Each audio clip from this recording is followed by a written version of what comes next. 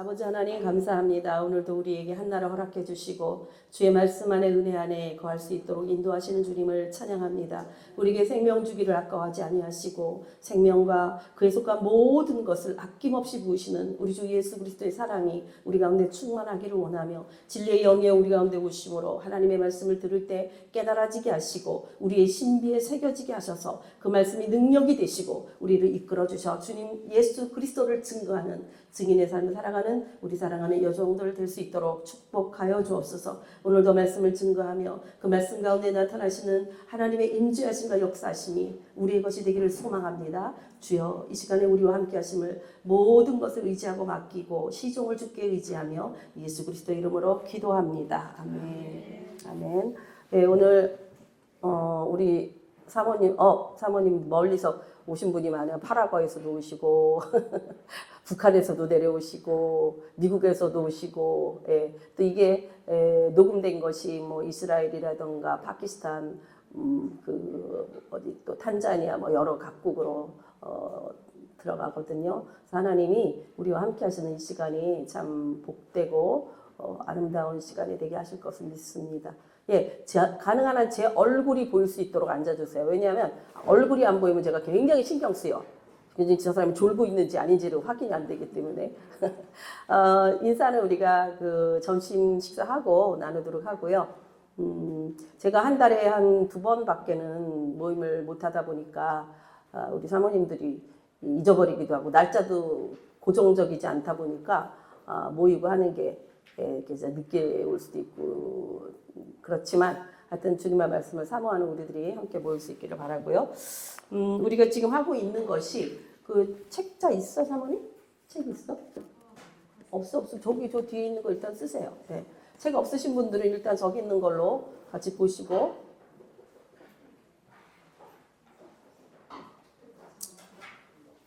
같이 보시면서 하시면 좋을 것 같아요.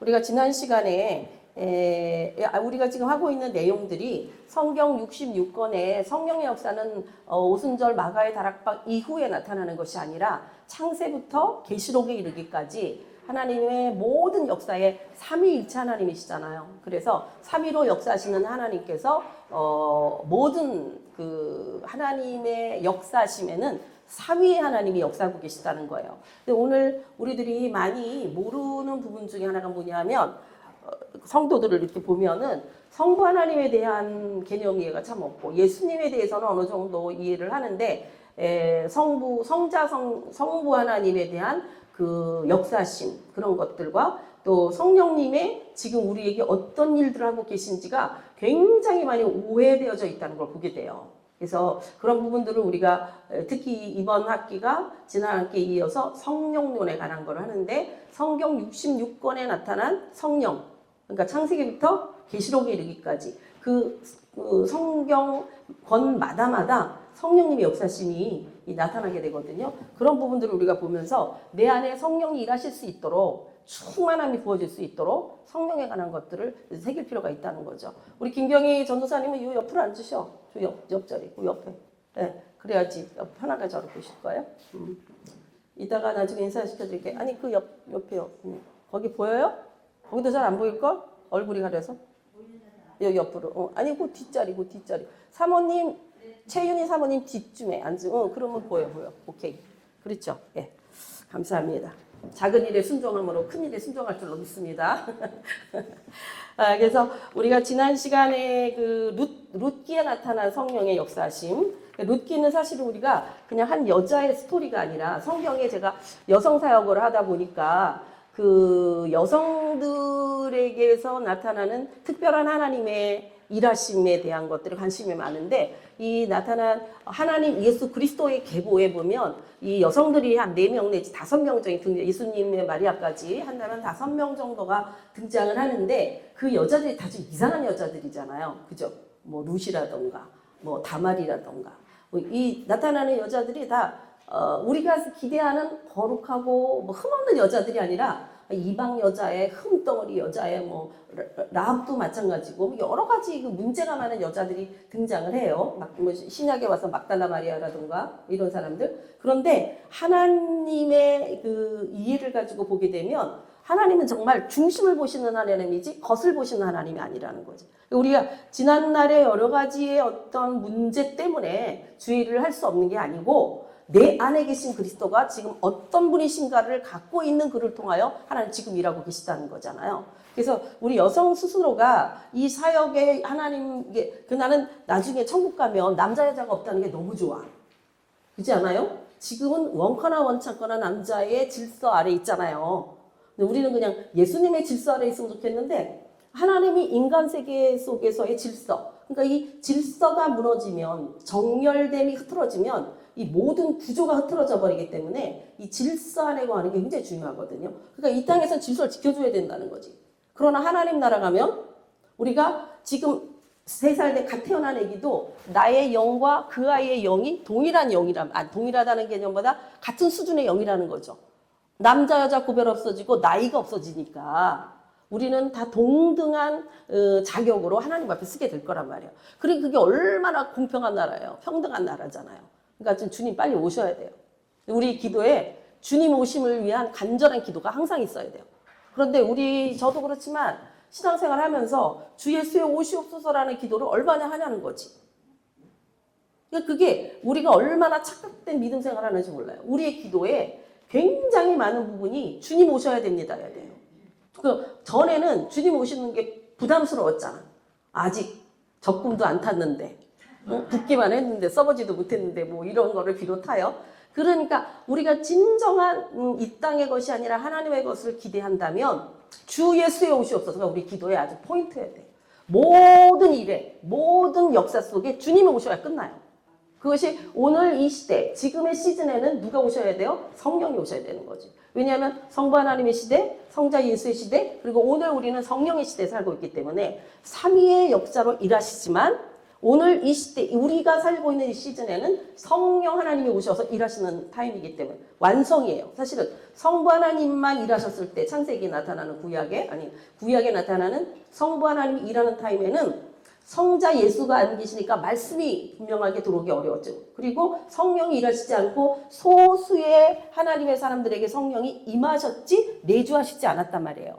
그러니까 성부 하나님에 대한 소수의 사람들이 하나님의 뜻을 알고 전하는 역사가 구약의 역사라면 이제 예수가 오셔 성자가 드러났잖아요. 성자가 나타나시니까 말씀이 열려지기 시작하는 거지. 근데 예수님이 12명밖에 제자를, 물론 주위에 있는 제자도 있었지만 이 12명의 제자를 어떻게 하셨냐면 데리고 함께 하셨다는 거예요. 주님이 함께 살으셨다는 거예요. 그게 굉장히 중요해요. 왜냐하면 예수님을 모시는 사람은 예수와 함께 살아야 돼요. 그래서 예수와 함께 사는 것을 통하여서 그들이 예수가 누구인지를 알게 하셨다는 거예요. 그래서 성자 예수가 열린 거죠. 예수님이 이 땅에 오셨을 때 예루살렘 그쪽 이제 갈릴리 오시고 했을 때 그런데 예수님이 가시면서 이제 다른 보혜사를 보내주는데 성령을 보내셨잖아요.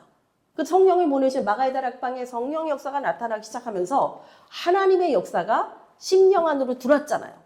그래서 전에는 위에 임하셨던 하나님이 예수가 오심으로 옆에 계신 친구와 같은 하나님으로 나타나시고 보여주셨다면 이제 신약의 오늘 성령 하나님은 내 안에 계셔서 너희 안에 거하시고 너희가 성전을 알지 못하느냐 하신 하나님의 역사가 삼위의 하나님이 내 안에 있으므로 이제는 완전한 주의 일을 이룰 수 있는 타임이 왔다는 거예요. 그러니까 완전한 주의 역사가 나타나기 시작할 때가 됐기 때문에 지금은 사단은 결사적으로 이 완전치 않게 하기 위한 작업을 들어갈 수밖에 없어. 자기가 살아남아야 되니까. 그렇지 않으면 완전한 무적행에서 천년을 갇혀 있어야 되거든요. 그러니까 그런 관점에서 오늘 우리들의 믿음 생활은 온전한 믿음 생활이 가능한 시대예요. 내 안에 성부와 성자와 성령 하나님이 함께 하시기 때문에. 그런데 제일 먼저 우리가 접촉한다, 만나야 되는 역사는 누구냐면 성자 예수님이죠. 왜냐하면 그분만이 육을 가지고 이 땅에 왔기 때문에 육을 가진 존재로서 나의 영이 그분을 만날 수 있는, 근데 성령님이나 성부 하나님은 우리가 볼 수도 없고 알 수도 없는 분이에요. 그러나 성자 예수 그리스도는 이 땅에 육을 갖고 있던 분이기 때문에 우리의 고통이나 우리의 모든 문제나 어떤 상황 속에서도 나보다 더 잘하실 수 있는 분이라는 거죠. 그래서 우리의 믿음의 기초가 예수 그리스도가 되는 거죠. 그래서 예수 그리스도를 안다고 하는 것은 예수를 알아야 되고 그리스도를 알아야 돼요. 근데 이 예수를 안다고 하는 것은 인간적인 측면에서 다시 말하면 육을 가진 존재로서의 인성을 드러내는 이름이라고 얘기를 하잖아요. 근데 예수의 이름이 뭐예요? 자기 백성을 죄에서 구속할 자라는 뜻을 가지고 있어요.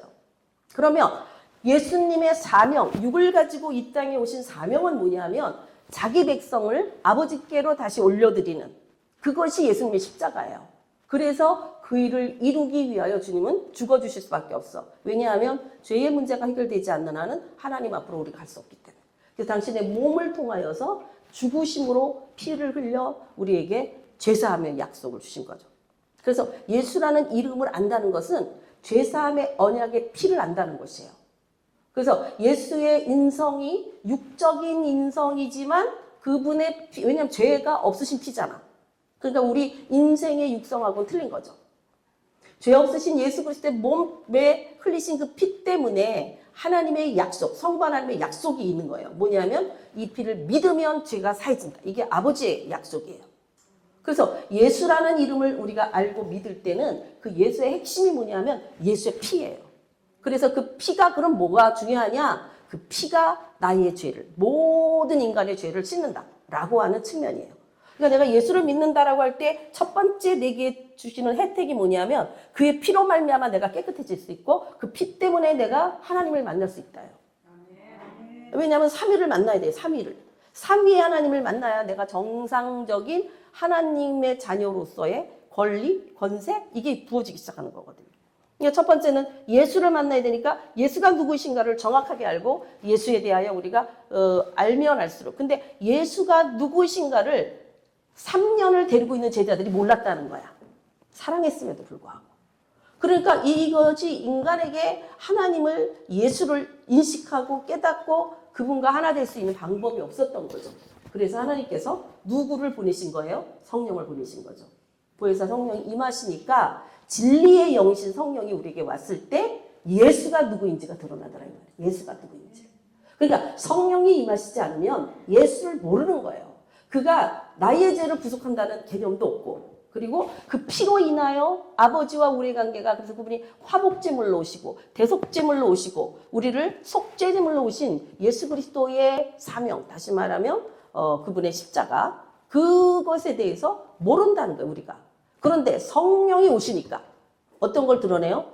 예수가 하신 모든 일에 이 진리의 영신 성령께서 이것이 진리다라는 것을 우리 안에 확인시켜주는 작업하겠죠. 우리 안에서. 그래서 하나님의 말씀이 예수의 말씀이 우리 심령에 새겨지기 시작하고 그 피가 믿어지기 시작하고 믿음으로 말미암아 내가 거룩하게 되었고 거룩함으로 말미암아 하나님의 뜻을 이룰 자리에 들어가는 거죠. 그런데 여기서 그러면 예수님은 그럼 뭘 하셨느냐? 예수님은 자기의 피를 줘서 우리 죄를 씻었지만 그걸로 끝난 게 아니라 그의 입에서 나오는 모든 말씀은 누구의 말씀이에요? 하나님 아버지의 말씀이었어요. 다시 말하면 하나님의 뜻을 이 땅에 이루기 위한 메시지를 하셨다면 나는 내 것을 말하는 것이 아니다. 아버지의 것을 받아서 말한다라고 하셨잖아요. 그러니까 우리가 진리의 성령이 결국은 누구의 것을 확증하느냐? 아버지 하나님의 말씀을 확증하시는 거예요. 그러니까 아버지 하나님의 말씀이 확증되지 않는 한은 우리는 주의 길을 따라갈 수가 없지. 뭘 해야 되는지 몰라. 그러니까 맨 이런 소리를 하는 거예요. 하나님 뜻이 못 가요. 하나님 뜻이 못 가요. 뭐 다 말씀하셨거든요. 완전한 계시가 일어났는데 여전히 우리들은 하나님 뜻이 뭐냐는 거지. 뭘 하나님 뜻이 뭔지. 성경에 다 써 있어요. 진리의 성령이 우리를 깨닫게 하면 그게 아직 길이라는 걸 알게 돼요. 물론 나의 십자가는 예수님의 십자가는 그 당신의 십자가를 지고 가셨다면 나는 나의 십자가를 지고 가야 되죠. 그러니까 예수님은 온 인류를 구원하는 것이 아버지에게 주신 받은 십자가예요. 자기 십자가. 그럼 나는 나의 십자가는 뭐냐? 우리가 전반적으로 인간적인 자기 십자가를 본다면 오직 성령이 임하시면 뭔 일이 일어나요? 예수 증인되는 게 십자가예요. 예수 증인되는 거. 그런데 그 증인됨이 각자가 분량이 다 틀리고 각자가 해야 될 역할이 틀리다는 거야. 그죠? 누구는 목회를 해야 되고, 누구는 선교사로 가야 되고, 누구는 뭐 하자, 뭐 이런 식으로 각자에게 주어진 역할이 틀린 거예요. 그게 내 몫의 십자가인 거지. 예? 제가 선교사가 아니란 말이에요. 왜냐하면 나는 선교사적 사명을 받지 않았거든. 그러니까 저는 저에게 준 사명이 있단 말이죠. 그것이 바로 나의 십자가예요. 그러니까 자기 십자가를 지고 따라가지 못하면 내가 지금 어디를 가고 있는지 내 몫이 뭔지를 모르고 사는 거예요. 그러니까 예수가 내게 주신 사명, 그러니까 직분을 내게 주셔서 예수님께서. 그런데 역사하시는 분은 누구예요? 모든 역사를 총괄하시는 분은 성부 하나님이시죠? 근데 이 일을 이룰 수 있도록 역사하시는 분도 누구예요? 성령님께서. 그러니까 내가 하나님의 뜻을 이루기 위해서라면 성령의 기름 부으심이 있지 않은 한 하나님의 일은 이루어지지 않는 거예요. 하나님은 절대 당신의 일을 사람에게 요청하지 않아요. 다시 말하면 하나님이 주시는 그 힘으로 그 일을 하게 하시는 거지. 그래서 우리가 결론적으로 나는 무능한 자입니다. 나는 하나님의 뜻을 이룰 수 있는 능력이 없습니다. 라고밖에 말할 수가 없는 거예요. 그러니까 우리가 내가 뭔가를 주를 위하여 열심히 한다는 건 굉장히 위험한 짓이에요. 그리고 하나님이 나중에 보면 열매도 없어. 되지도 않아. 그러니까 하나님이 주시는 능력으로 하나님의 일을 이루기 위해서 뭘 하게 했냐면 마가의 다락방에서 하나님이 예수님이 가시기 전에 그랬잖아요. 기도해야 된다는 기도. 왜냐하면 예수님이 십자가에서 그다음에 십자가에서 죽으시고 곧바로 부활하신 거 아니에요. 며칠을 지나셨어요. 2박 3일을 지내셨다고. 부활이 죽었다가 살아남이 금방 이루어진 게 아니라고. 죽었더니만 곧바로 눈 뜬 게 아니에요. 이 3일 기간이 흘렀어. 우리의 믿음도 예수의 죽음을 아는 믿음, 그분이 왜 죽었는가를 알고 그 죽음이 나의 것이 되고 부활하는 차원까지 들어가려면 3일이 걸리는 말하자면 훈련과 연단의 과정이 있어야 부활의 신앙으로 들어가는 거예요. 그냥 예수님은 죽어주셨어요. 그리고 부활하셨어요. 이렇게 돼서 부활의 신앙이 내게 오는 게 아니에요. 부활의 영이 임해야 돼요. 근데 부활의 영은 누구냐 하면은 누가 살려주셨어요? 성령이 살려주셨어요. 부활의 영은 성령의 영이에요. 성령이에요. 그래서 성령의 역사심이 없으면 부활 신앙이 안 되는 거야. 근데 부활 신앙을 갖게 되었다. 그러면 어떤 일이 일어나느냐? 산자의 믿음으로 들어가 버리니까 살아있는 자는 움직이기 시작해요. 살아있는 자는 들리기 시작해요. 살아있는 자는요, 역사하기 시작한다고. 근데 부활의 영을 못 받은 자는 예수님이 나를 위해서 십자가에서 죽으셨어요. 그것까지는 이해할 수 있어. 믿음을 구원받을 수 있어. 그러나 그에게는 하나님의 역사가 나타나지 않기 때문에 그 큰 구원을 받은 구원을 이루어가야 되는 과정 속에서 그 프로세스가 일어나지 않기 때문에 언젠간 그 구원을 잃어버릴 수 있다는 거예요. 이게 물세례예요. 물세례 받은 갖고는 내가 하나님께로 돌아서겠다는 나의 결단은 될 수 있지만 물세례가 능력이 되진 않아요. 근데 어떤 성령 세례가 임했을 때 비로소 그 사람에게는 성령의 역사가 나타나는데 성령의 역사는 큰 일을 말하기 시작하더라. 복음을 전하더라 이거예요. 다시 말하면 예수를 전하더라 이 말이에요.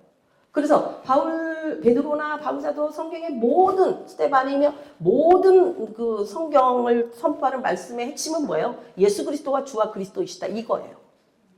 근데 그러기에 그를 통하여 아버지 하나님이 원하는 건 뭐다? 하나님의 나라를 주기 원하신다 이거예요.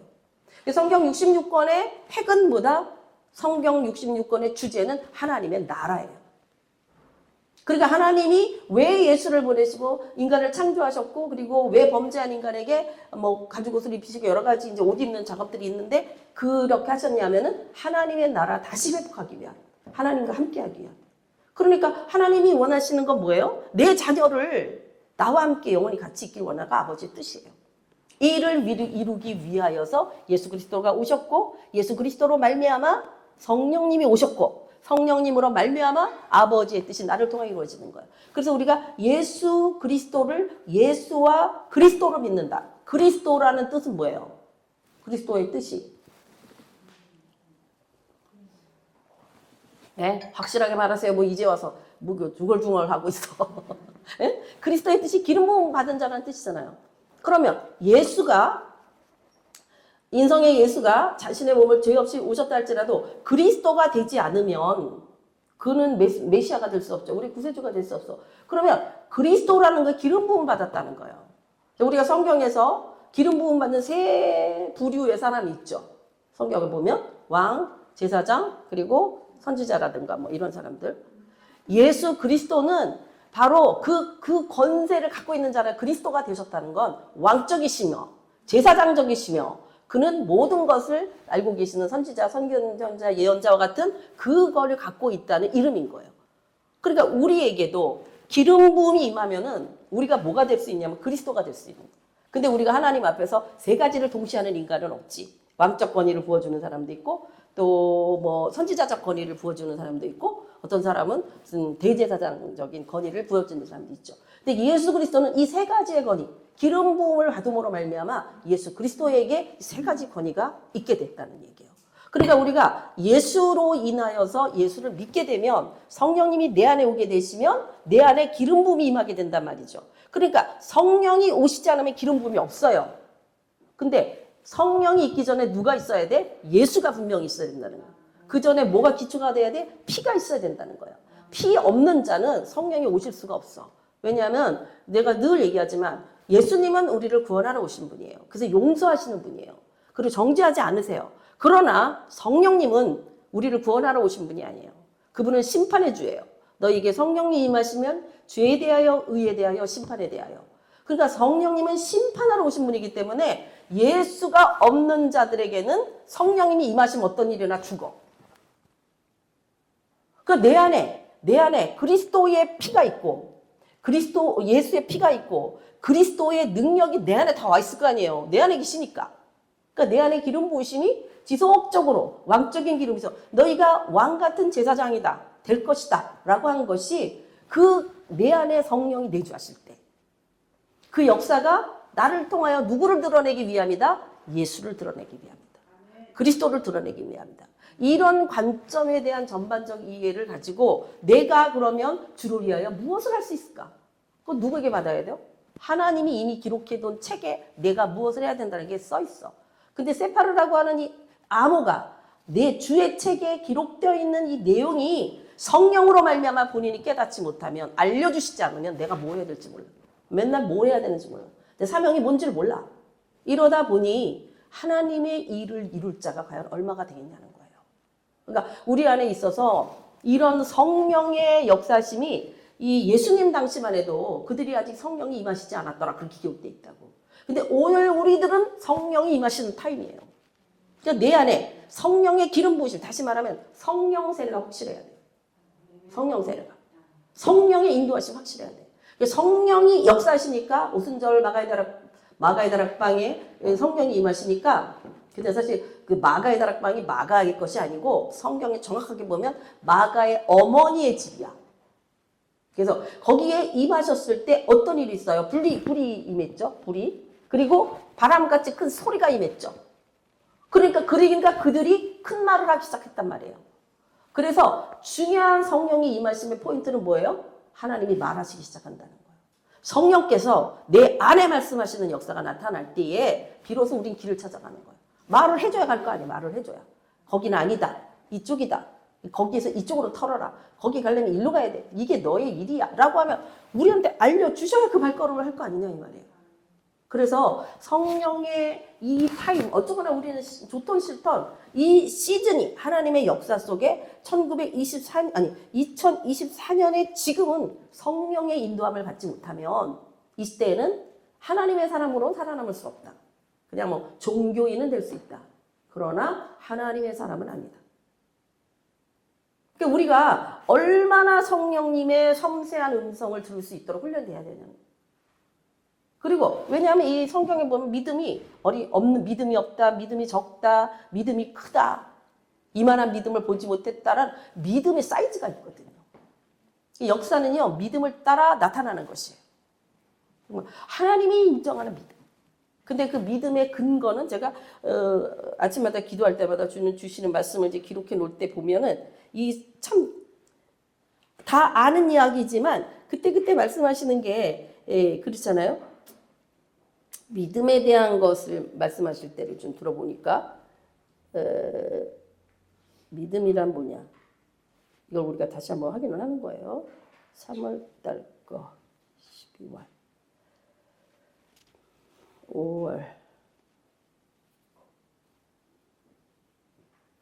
예를 들어서 여기 제가 십자가의 길에 대한 것을 여기 이제 기록을 해놨는데 보면 우리가 하나님께 인 맞는다 그런 말을 하죠. 인을 맞는다. 그러니까 도장을 찍어서 이 마지막 때 적그리스도가 역사하고 적기독이 나타나는 이 마지막 때를 살아가는 우리들에게 있어서 이 견디고 이길 수 있고 숨겨질 수 있는 것은 하나님의 인 맞아야 돼요. 소수예요. 그러면 하나님이 인을 받는다는 건 도대체 뭐냐? 그런 이제 생각할 수 있잖아요. 근데 제게 주시는 성령이 주시는 그 메시지 중에 하나가 뭐냐면은 제 이마에 십자가를 새기시더라고. 그게 인이더라고. 내게 십자가가 있냐 이거예요. 십자가는 예수를 말한다는 거잖아요. 그러니까 인을 맞는다는 거, 하나님의 인 맞는다는 게 뭘까 모호하잖아. 성경에 정확하게 기록이 안 돼 있으니까. 그러나 이 원리를 볼 때 바로 인 맞는다는 것은 우리 이마는 우리의 가장 중심이라고. 왜냐하면 이 이마가요 우리의 모든 생각을 주관하는 곳이에요. 이 전두엽. 그런데 최근에는 전전두엽이라는 여기. 이 전두엽이라는 것은 모든 생각을 할 수 있는 이 영역을 모든 것을 종합 분석해 갖고 나오는 이 뇌가 있는 곳이 여기 전두엽이에요. 여기가. 이 전체가 전두엽인데 지금은 전전두엽이라고 하는 영역을 심리학에서 말하고 있거든요. 여기서 이 전전두엽에 십자가가 있다는 얘기예요. 그럼 뭐야? 나의 모든 생각 속에, 나의 모든 삶의 결정이 십자가를 통하여 나타난다는 게 이게 바로 말하자면 인맞은 자의 특징인 거예요. 인맞은 자. 그래서 이 십자가가 주와 함께 죽고 사는 걸 말하잖아요. 자기 십자가를 진다는 것은 복음을 자신의 영역에서 전하는 걸 의미해. 그래서 십자가 복음을 전도자, 십자가의 전도자가 돼야 되는 거예요. 십자가의 전도자. 왜냐하면 십자가가 없는 그리스도인들은 가짜예요. 나 예수 믿어요. 나 하나님 믿어요. 근데 그에게는 예수가 안 나타나. 가짜입니다. 점점 갈수록 믿음을 보겠느냐는 이 시대에 우리가 살게 될 때 그에게 예수가 보여져야 된다는 거예요. 그 열매가 나타나야 된다는 거예요. 그게 진짜인 거예요. 그 내가 과연 예수님을 위하여 뭘 하고 있느냐? 시간이 지나면 열매가 나타난다. 다시 말해 우리가 예수를 전해야 된다는 거예요. 왜냐하면 전하게끔 하시고 전하지 않을 수가 없게 하셔. 전해야 된다니까. 이게 예수 있는 자의 특징이야. 예수 안 전하는 거 자기 혼자 알고 있으면 부끄러운 구원을 받을 수 있을지 모르지만 그건 하나님의 의도하심이 아니에요. 성령을 받았더니 큰 말을 하기 사람들이 나가서 다 전도하더라 이거야. 누구를 전해서 예수를 전하더라 이거야. 그러니까 내 믿음이 진짜인가, 내 믿음이 예수 그리스도인의 참 믿음인가는 내 안에 말씀이 있어서 말씀을 전하지 않으면 견뎠을 때 그 말씀의 내용이 뭔가 예수님의 십자가라 이 말이에요. 왜냐하면 그게 살리는 거기 때문에. 그게 사람 살리는 역사이기 때문에. 그래서 이 십자가는 주의, 이거 보세요. 십자가는요, 그러면은 내가 십자가를 지고 간다. 내 십자가를 어떻게 유지하느냐라는 것은 주의 피와 살을 받아 먹으면서 주께서 인도하시는 길, 그 목적을 이루기 위해 성령의 능력으로 행하는 그 삶을 살아가는 게 십자가의 길을 가는 거예요. 이게 지금 전체를 말해서, 그러니까 하지만 십자가에서 예수 피 있어야 되고, 왜냐면 이제 죄사함의 문제니까. 그 다음에 살이 있어야 돼. 이게 뭐예요? 말씀이죠. 말씀이 있어야 되고, 이걸 먹으면서 주께서 인도하시는 길은 이 말씀이 길이 된다 그랬죠? 이 길을 따라서 이 말씀이 이루어져야 되는구나. 그 말씀을 들고 기도할 때 그 말씀의 역사가 나타나게 돼요. 그래서 그 말씀을 따라 이제 인도하는 길을 따라가면 어디야? 아버지 하나님이 나를 통하여 이루시기를 원하는 목적이 드러난다. 목적이. 그죠? 방향성을 가져야 돼요. 자기 믿음의 정체성이 있어야 돼. 그러니까 예수님을 믿는다는 정체성뿐만 아니라 나를 통하여 이루기를 작정하신 그 길에 대한 정체성이 있어야 된다고. 근데 우리가 자기 정체성을 모르면요, 다른 사람 하는 것만 부러워. 나도 저거 하고 싶다. 나는 왜 못하지? 나도 저거 하고 싶은데 나는 왜 안 되지? 이런 거 하고 있는 거예요. 자기 정체성을 찾으면요, 자기가 지금 하고 있는 일에 불만이 없어요. 왜냐하면 그게 내가 제일 잘하는 일이야. 어떻게 보면 제일 쉬운 일이야. 왜냐하면 그게 하나님 내게 주신 일이기 때문에.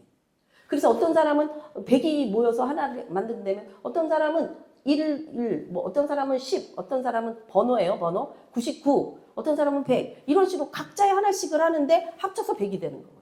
그게 교회 공동체거든요. 그래서 믿음 생활한다는 건 절대 혼자 할 수가 없는 거예요. 왜냐하면 우리가 예수의 일을 혼자 다 할 수가 없기 때문에. 그래서 하나님께서 그 정말 뜻을 합찬 자가 한 명이야. 이따가 2명 됐어. 10명 됐어. 20명 됐어. 그러면 그럴수록 예수가 드러나는 거죠. 그 집단을 통하여서. 공동체를 통하여서. 이처럼 그 목적을 위해서 성령의 능력으로 이 일을 행하는 삶을 살아가는 것. 이게 십자가의 길을 가는 자의 특징이란 말이죠. 그러니까 이것은 우리가 매번 모일 때마다 반복해도 이게 필요한 거예요. 왜냐하면 내가 과연 십자가의 길을 가고 있는가? 내가 지금 무엇을 살고 있는가? 무엇을 위하여? 무엇을 행하며 살고 있는가? 그 능력은 무엇인가? 이런 것들이 계속 체크가 돼야 돼요.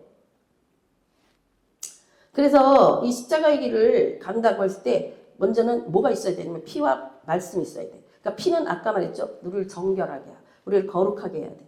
그러니까 거룩하지 않은 건 하나님 쓸 수가 없어요. 근데 우리는 거룩해질 수가 없어요. 우리는 조금 아까까지는 좀 안 그런 것 같다. 잠시 후에 무슨 짓을 할지 몰라. 보는 것으로, 듣는 것으로, 말하는 것으로, 느끼는 것으로 다 죄를 짓는 인생. 그런데 예수의 피가 나를 정결하고 하라. 저는 그 새벽 기도나 제 개인 기도를 할 때요. 피 기도를 굉장히 많이 해요. 왜냐하면 피만이 나를 하나님께로 이끌어 줄 수 있는 통로이기 때문에. 통로가 막혀버리면 그 어떤 것들을 구해도 소용없어요. 그래서 교회 안에 계속 피 뿌리는 기도, 성도들에게 피 뿌리는 기도, 저 자신에게 피 뿌리는 기도, 우리 자녀들에게 피 뿌리는 기도, 이걸 끊임없이 합니다. 그럼 적어도 주님 안에 거하니까, 적어도. 그러면 반 이상 성공이잖아요. 주님 앞에 거하지 않고 내가 믿음 생활하고 있는 줄 착각하는 게 문제인 거 아니에요. 예수 피가 없어. 우리가 주님과 내가 연결되는 유일한 통로는 피예요. 그래서 내 피는 다 뽑아버려야 돼. 제물로 쓰여질 때, 이 어린 양이던 가져온 그 제물을 이 손에, 머리에다 손 얹어서 안수해서 내 죄가 넘어가게 하면서 그 어린 양의 모든 피를 빼가지고 그 제단에 뿌리잖아요. 내 피는 필요가 없는 거예요. 내 피에는 이미 죄성이 아담 때부터 흘러온 죄성, 가인의 후예의 죄성, 그 죄성이 흘러내려오기 때문에 이 피를 정결하게 하는 식재 작업에 실패하면요, 그 이에 쌓는 모든 기도 제목 응답 안 돼요. 주님 받으실 수가 없어. 그래서 이 십자가에서 먼저 가장 기초가 되는 이 정결함의 거룩함, 구별됨의 기초는 예수의 피다. 예수의 피를 가지고 그 다음에 말씀은 뭐예요? 이건 피는 내서 깨끗해졌는데 그냥 피가 땡이냐? 아니죠. 날마다 살아야 될 거 아니야. 날마다 살기 위해서는 밥을 먹어야 될 거 아니에요. 밥이 바로 양식이 하나님 말씀이죠. 그래서 이 피와 말씀으로 매일 순간순간에 최소한의 상번제, 하나님 앞에 제사를 드릴 때 구약의 상번제를 드릴 때 아침 저녁으로 일상번제라는 뜻이에요. 매일 드리는 일상적으로 드려야 되는 번제가 아침 저녁으로 드리는 번제예요.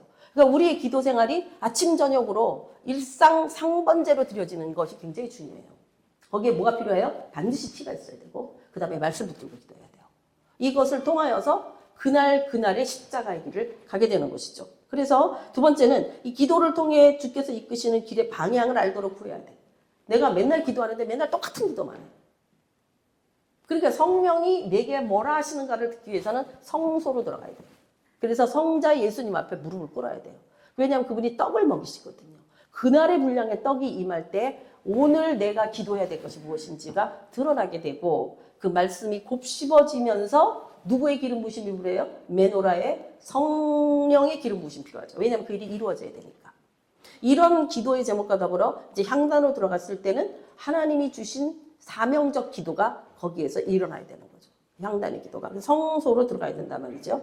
그래서 사실은 보면 성자 예수님 앞에 먼저 가서 그 말씀을 들을 때도 들어야 되고 성령의 기름 부으심을 받아야 되고 그 다음에 그런 기도 제목들을 가지고 향단으로 나가서 지성소의 기도가 들어갈 수 있도록 기도해야 되는 이 전체 과정이 삼위의 하나님이 내게 역사하시는 거죠. 거기서 하나님의 사람으로 양육되어지고 거기서 살찌움을 받고 거기서 능력이 임하는 거예요. 그 전에 번제단에서 태워져야 되고 그 전에 모든 기름과 피가 제거되기 전에는 여전히 때가 낀 기름과 여전히 혼탁스러운 피를 갖고 있는 나로서는 하나님의 뜻을 이룰 수 없어요. 그거는요, 이방인이 머물 수 있는 뜰이에요. 거긴 양육이 안 돼요. 그러니까 교회를 와서 주일에 한번 예배 드려. 그거는 가지고 자기네들이 크는 줄 아는데 절대로 클 수가 없다는 거예요. 그거는 양육이 안 되는, 날마다 가까스로 연명해 나가는 거예요. 죽지 않을 정도로.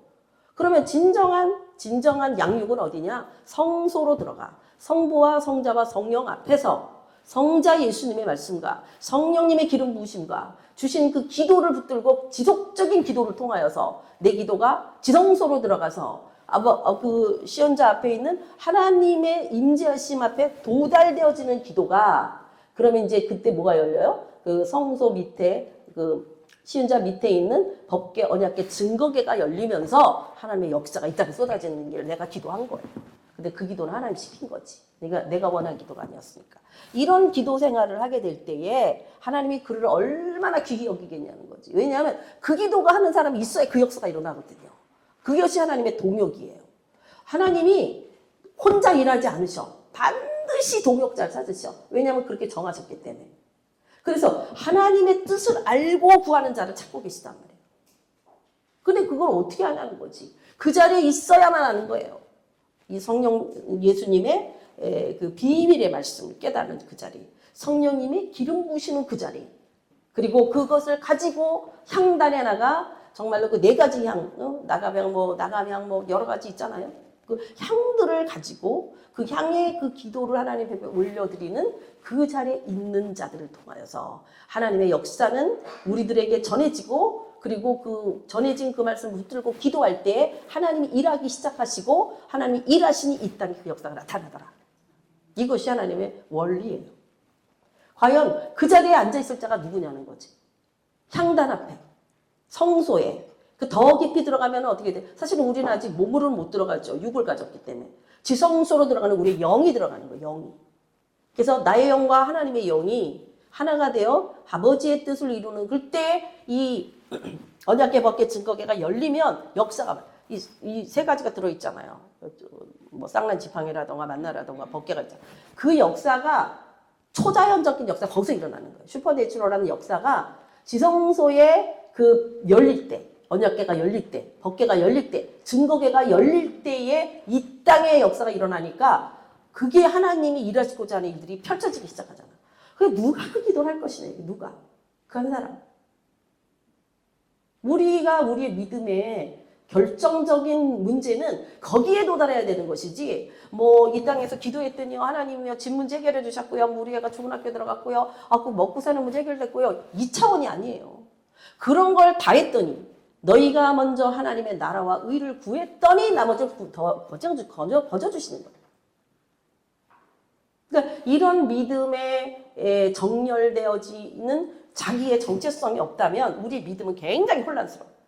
뭐 나는 열심히 믿었는데 뭘 어떻게 믿어야 돼? 어느 정도 믿다가 막 열심히 했다. 나도 다 해봤거든요. 근데 안 되던데. 이런 식의 그 방향성 없는 믿음을 가지고 있는 한은 결국은 하나님과 상관없는 자가 돼요. 믿음을 등한히 여김으로 그 큰 구원을 잃어버릴 수도 있다는 거예요. 우리의 구원은 아직 완벽한 완성된 구원이 아니에요. 난 그 말이 참 좋아. 그 제가 언제가 말씀드리면 우리가 뭐 영화 보잖아. 그러면은 외국 영화, 미국 영화를 보면 끝에 가서 The End 이렇게 써 있잖아요. 그죠? 끝이다 이거야. 근데 중국 영화를 보면 끝에 뭐라고 써 있는 줄 아세요?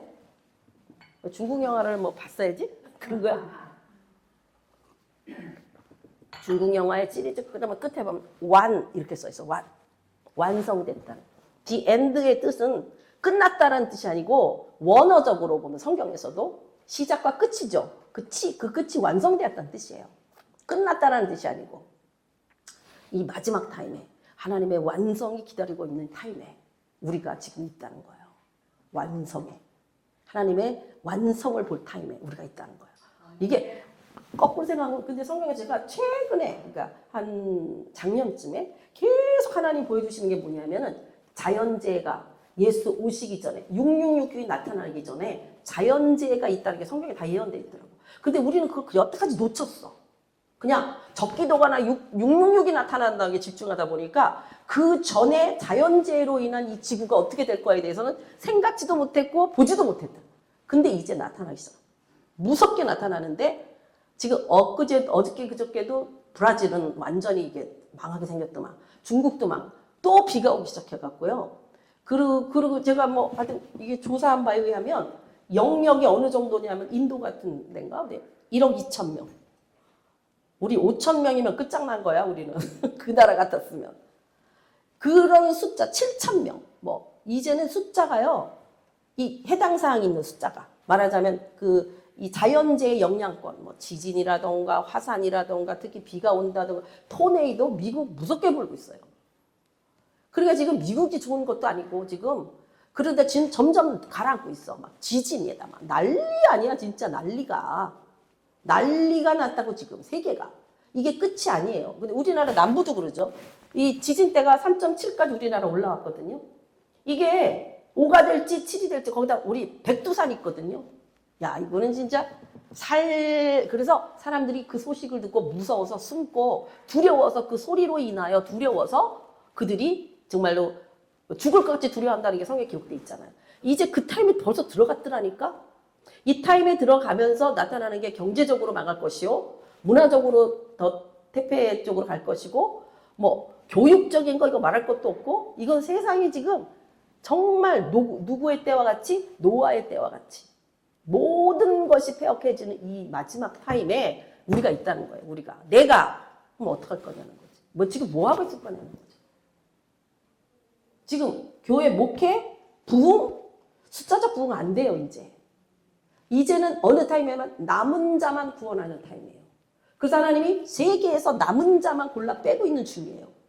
그 소수의 하나님의 사람들, 입맞은 사람들만 나중에 뭐 환란이나 여러 가지 통해서 순교당한다면 이제 하나님의 그 영혼이 가 있는 거지. 그때는 육이 아직 회복되기, 예수 오시기 전이니까 육이 회복되기 전에 그들이 이제 가 있을 때 계시록에 나타난 거 보면 뭐예요? 그들에게 하나님이 조금만 기다려라. 그래서 뭐 하셔요? 흰 옷을 그때 입히시는 거예요. 옷 시리즈를 쫙 보니까 절대, 어서 오세요.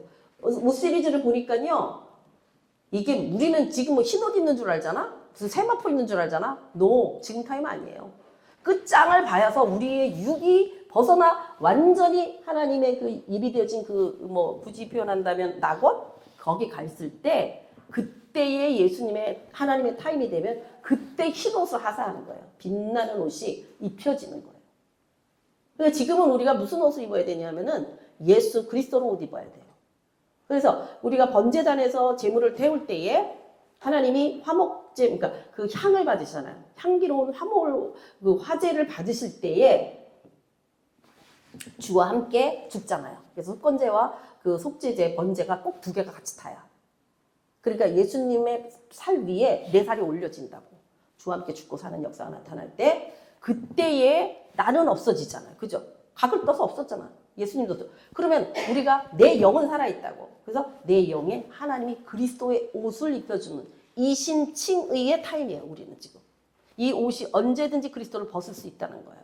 언제든지 그리스도를 잘못해서 더러워질 수 있다는 거예요. 그래서 우리의 옷을 빨아야 되고 그리고 우리의 옷을 체크해야 된다는 거예요. 지금 우리는 감춰져 있다는 거예요. 그리스도로.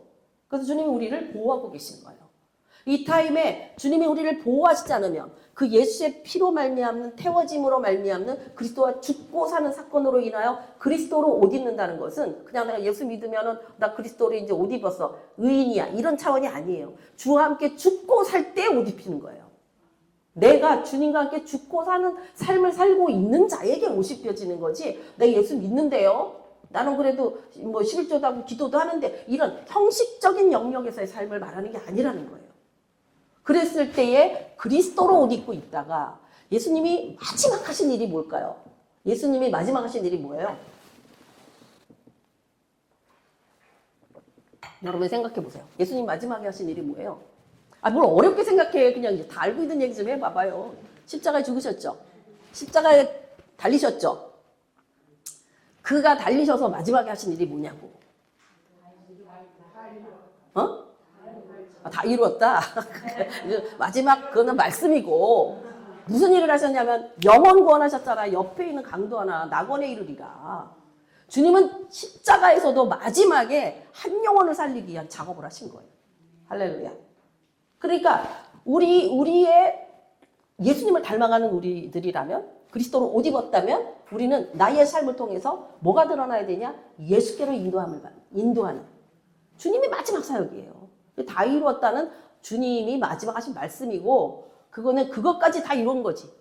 주님이 오심부터 십자가의 죽으심의 마지막까지 주님은 영혼 구원에 포인트를 두셨다는 거예요. 그러니까 우리의 방향성이 내 믿음의 방향성이 결론적으로는 그쪽을 향해 가야 되는 거예요. 그러면 우리가 하다못해 내 손자, 손녀에게 영혼 구원을 우리가 생각해야 돼요. 제일 접하기 쉽잖아요. 앉아가지고 안윤아한테 예수님이 어쩌고 그러면 얼마나 진지하게 듣나 몰라. 그래서 우리가 복음을 전파해야 되는군요. 막 이래요. 6살짜리가 할렐루야 막 이러면서 막 기도해주고 막. 제일 가깝잖아. 하다못해 내 자녀에게까지 복음을 전하라 이 말이에요. 작은 아이들이 있건 큰 아이든. 그러니까 우리가 그 사명에 대한 확실성을 갖고 있어야 된다는 거지. 내가 뭘 해야 되는지.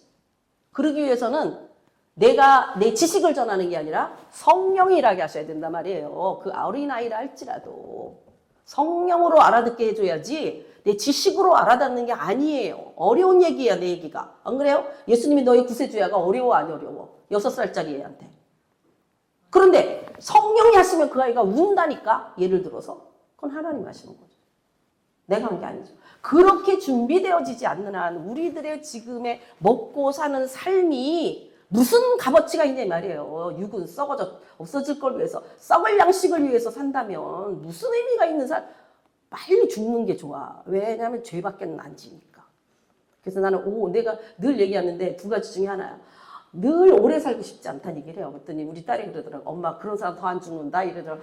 그러면 안 되는데. 근데 내 속마음은 진짜 그렇게. 왜냐면 가보니까 괜찮은 사람을 하나님 데려가시더라고. 쓸만한 사람을 데려가시더라고. 쓸모없는 것들을 오래 살게 하시더라고.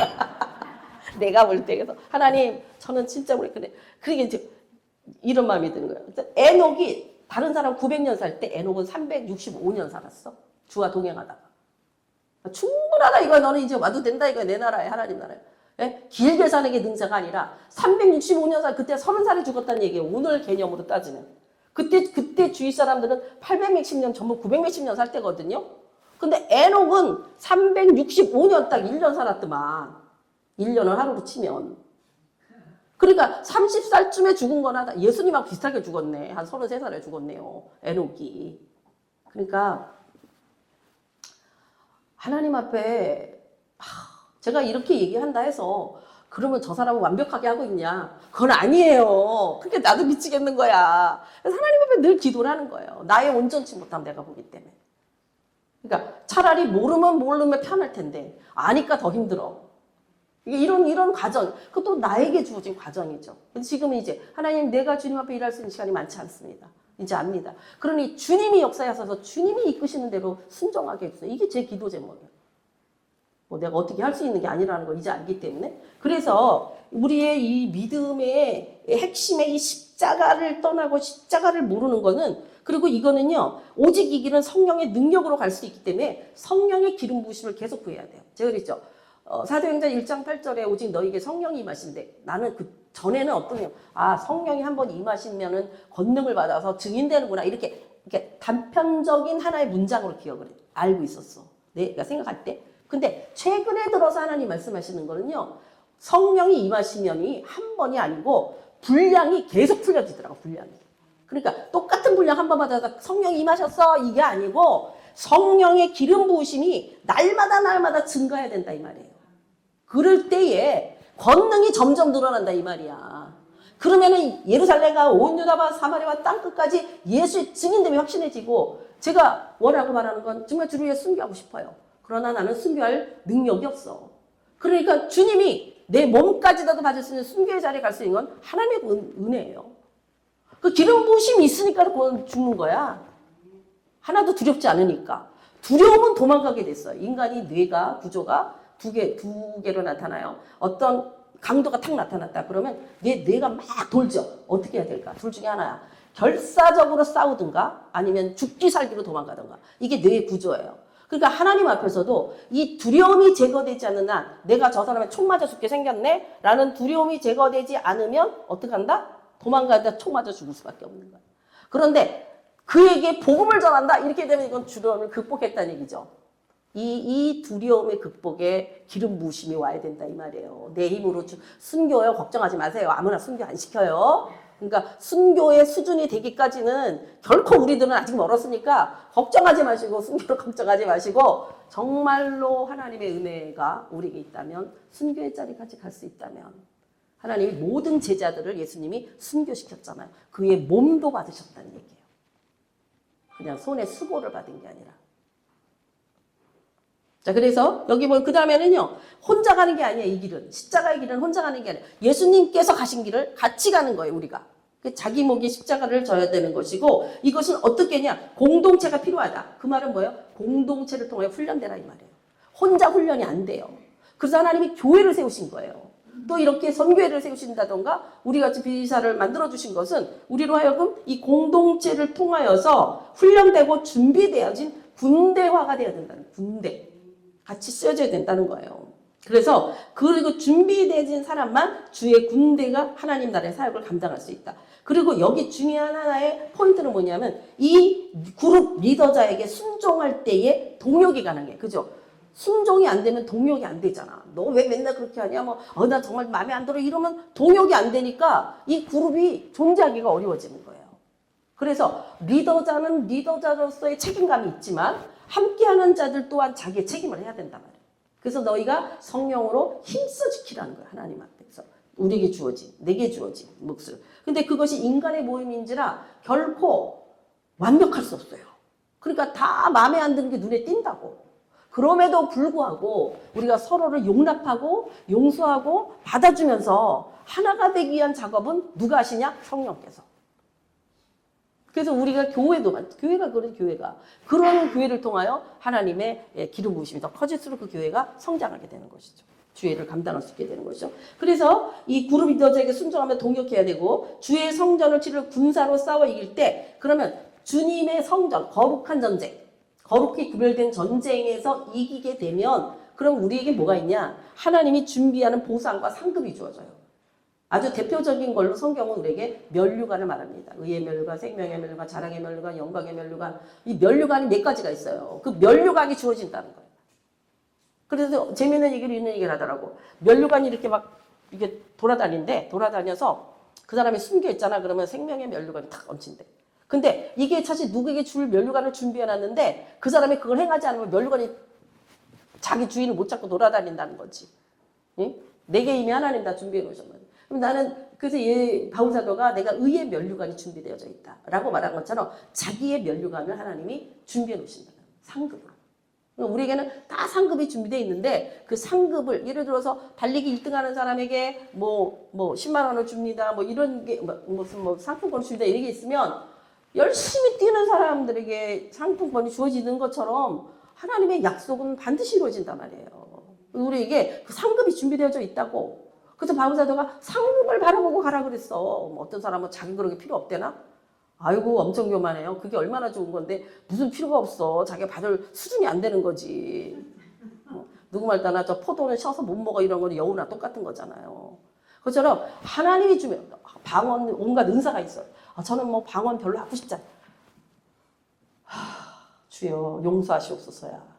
2000년 전에 말씀하신 방언이 오늘 내게 이루어지는 건데 그걸 왜 우습게 보는 거예요? 하나님이 약속하신 은사. 그 중에 제일 중요한 은사는 사랑이잖아요. 사랑은 중요한데 우리가 성령의 은사, 지난번에도 그런 얘기 많이 했는데 여기는 성령 집회란다 이런 식의 얘기하면 무슨 성령 집회하면 병 고치고 치료가 일어나고 이런 걸 성령 집회로 생각하더라고. 성령 집회는 그게 아니에요. 성령의 최고의 사역은요. 예수 그리스도의 말씀이 말씀되게 하는 거예요. 말씀이 깨달아지게 하는 거예요. 그게 성령 사역이에요. 근데 맨날 우리는 어서 은사 나타나고 무슨 귀신 드러나고 이게 성령의 은사인 줄 알아. 그거는 저절로 이거는 데크레이션이야. 그거는. 생명력은 뭐예요? 성령께서 그걸 살리는 게 생명력이지. 근데 거기에다가 귀걸이 좀 하고 뭐 좀 하는데 그거에다가 그 성령 은사인 줄 알아가지고 이상하게 잘못된 성령의 운동, 성령 사역, 성령을 그런 쪽에다 하든가. 그분들은 성령 사역 하시거든요. 이러면 이제 귀신 드러난다든가 병을 고친다든가 무슨 은사가 나타나는 이런 은사적 차원에서만 성령 역사를 여태까지 오해했다 이 말이에요. 우리가. 아닙니다. 성령의 최고의 사역은 예수 그리스도의 말씀이 말씀되게 하는 거예요. 예수 그리스도의 말씀이 능력되게 하는 거예요. 그러므로 통하여 그를 새 사람 만드는 거예요. 이것이 성령이. 그래서 성령이 우리를 낳는다니까. 성령이 임하시니까 그 사람이 죽었던 그가 살아나고 살리시는 영이 누구예요? 예수 그리스도의 영이 말씀이고 그를 낳는 게 누구냐? 성령이에요.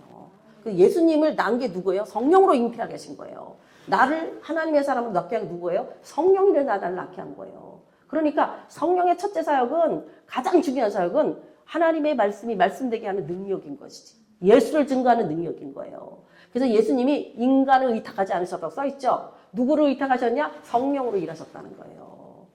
그러니까 우리도 내 안에 계신 하나님의 영이 성령으로 예수를 증거하게 사는 것이 그것이 제대로 된 거지. 무슨 내가 가진 어떤 재능을 가지고 내가 가진 돈을 가지고 내가 가진 지식을 가지고 주의를 하는 게 아니란 말이죠. 그러니까 이런 게 성령 사역은 성령이 일하실 수 있도록 나를 제로로 만들어 놓는 게 성령 사역의 일꾼이에요. 내가 뭔가를 할 수 있다는 게 아니에요. 그리고 그 은사들이나 그런 것들이 내 것으로 착각하면 안 돼요. 그 내 것으로 착각하니까 그때부터 교만해지는 거야. 내가 손 얹으면 낫거든. 내가 뭐 귀신 쫓아내면 나가거든. 이런 식의 생각해봐. 그 사람 벌써 자기가 하나님이야. 그러니까 이 성령 사역에 대한 개념이 대한민국 사람들이나 많은 사람들이 잘못 인식하고 있어요. 성령은 오직 예수를 증거하시는 영이에요. 진리의 영이에요. 성령이 임하셔야만 예수가 누구인지를 알게 되는 거예요. 그래서 성령이 임하신 것으로 말을 할 때에 듣는 이의 심령에 예수가 누구인지를 알게 되는 거. 이게 성령 사역이라니까. 아멘. 그죠? 그것이 성령 사역이에요. 그걸 해야 되는 거예요. 그래서 한 가지 이제 조금만 더 하면 이제 왜냐하면 오늘 특별히 십자가가 우리 핵심이기 때문에 그래서 상급이 주어지잖아요. 그러면 이것이 이 상급이 주어지고 보상이 주어지는데 이걸로 끝나는 게 아니라 영원한 하나님 나라에서 아버지 자녀의 유업을 얻어 자녀의 온전한 권세가 주어지는 게 바로 십자가의 길인 거예요. 도달했을 때. 그러면 우리가 그럼 세상적으로 보면 이게 뭐냐? 이것이 이제 어디서 이루어지느냐? 여러분 천국 가잖아요. 그럼 왕이 뭐가 필요해? 다 자기 분량대로 가 있는 나라의 최고인데 거기서 왜 왕이 필요하냐고. 오직 하나님 한 분이면 이미 거긴 악이 없잖아요. 그러면 악이 이게 뭔가 다스리는다는 개념은 하나님이 다스리고 보이지 않는 천군 천사들이나 이런 것들 뭐 스랍이나 이런 그룹들을 통하여서 모든 걸 일하시는 분이거든. 하나님의 역사가 일어나는 게 천국이잖아요. 그런데 뭐가 왕이 돼야 돼 우리가. 제사장은 뭐예요? 중간 역할을 하는 거죠. 하나님과 죄 지은 자 가운데서 중간 역할을 해서 죄 지은 자를 용서받아 하나님께 올리는 자가 제사장이죠. 하나님의 것을 받아서 사람들에게 전해주는 자가 제사장이야. 근데 천국 갔는데 그게 필요해요? 다 아는데 다이렉트로? 영이라? 여기서 중요한 게 있는 거예요. 이게 바로 천년왕국의 이 땅에 세워지는 새 예루살렘이에요. 천년왕국. 이때는 지구상의 천년왕국이라는 얘기예요. 그래서 그때에 다시 하나님 나라 회복되기 위해서는 다 망가진, 지금 좀 막 망가지고 있어, 이제 바벨론까지 망하면 이 세상은 다 뒤집혀. 3분의 1은 죽었고, 세상은 다 그 해가 힘을 받아갖고, 지금 해가 힘을 받기 시작해갖고, 막 50도, 여기 옛날에 파라과이브 50도였잖아요. 지금은 막 애지간한 나라들이 막 50도를 향해 가고 있더라고. 60도, 막 바다 온도가 막 올라가. 이런 타임에 그러니까 다 망가져. 지구가 다 망가진다니까 지금. 거기다가 또 핵전쟁 있다. 예를 들어서 그러면 이거 거기다 지금 백두산 터지잖아요. 그럼 지구를 돌아 먼지와 이 화산재가 지구 한 바퀴 돌아요. 지난번에 인도네시아 터질 때 거기 한 바퀴 돌았거든요. 그 며칠이 이 유럽 쪽에 깜깜해. 그 먼지 때문에. 그럼 이게 정상이냐고. 그러니까 지구는요, 우리가 다 파괴시켜놨어요. 우리가. 인간의 지식을 가지고. 하나님 다 알고 계신 거지. 인간의 머리로 만들어 놓은 결과물이잖아요. 이 모든 과학적으로 해놓은 결과가 감당을 못하는 상태가 된 거잖아요. 그러니까 다 무너지거든요. 다 깨지고 난리가 날 거라고. 그렇기 때문에 천년왕국이 시작됐을 때, 바벨론이 무너질 때, 예수님이 재림하실 때에 이 세상을 다시 만들기 시작합니다. 이것이 에덴의 회복이에요. 이게 천년왕국이에요.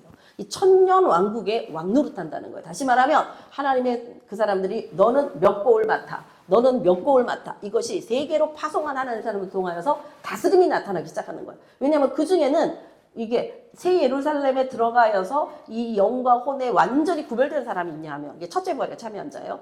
있냐 하면 여전히 세상 가운데 태어나는 사람들이 있어요. 그들을 변화시키고 다스리고 회복시키는 역사에 이 천년왕국의 기간 동안에 거기에 왕과 제사장을 파송하는 거예요. 그렇지 않으면 이 성경이 안 풀려요. 왕과 제사장은 그때 필요한 거예요. 천국에 필요 없어요. 이미 예수님이 대제사장이야. 근데 뭘 또 가서 제사장을 하냐고, 천국 가서. 죄 지은 자가 있어야 제사장인 걸 할 거 아니에요. 안 그래요? 천국에는요, 죄 지은 자가 없다니까? 끝났다니까? 아니, 내 말 틀리냐고. 아니, 틀려요. 맞아요. 그렇기 때문에 우리가 왕 같은 왕적 권위와 제사장적 권위는 천년왕국 때 이 땅에서 이루어질 하나님 에덴의 회복이에요. 그게 완전히 파괴됐던 에덴이 완전히 회복되는 그 타임이 천년왕국이에요. 그것도 비밀이 있는데 지금 그거 다 얘기할 시간 없고, 그 천년왕국의 기간 동안에 우리에게 왕적 권위가 부어지는 거고, 그 누구를 통해서 첫째 부활에 참여한 자들이 다시 파송되는 거예요. 그게 새 예루살렘에 있는 자들이에요. 왜냐하면 성 안에 있는 자고 성 밖에 있는 자가 있거든요. 이런 우리가 이 시대를 살아가는 우리들에게 있어서 진짜 우리가 그걸 꿈꿔야 되지 않겠냐. 근데 천년왕국의 왕노릇 제사장 노릇하는 이 새 예루살렘에 들어간 첫째 부활에 참여하는 자는 지극히 적어요.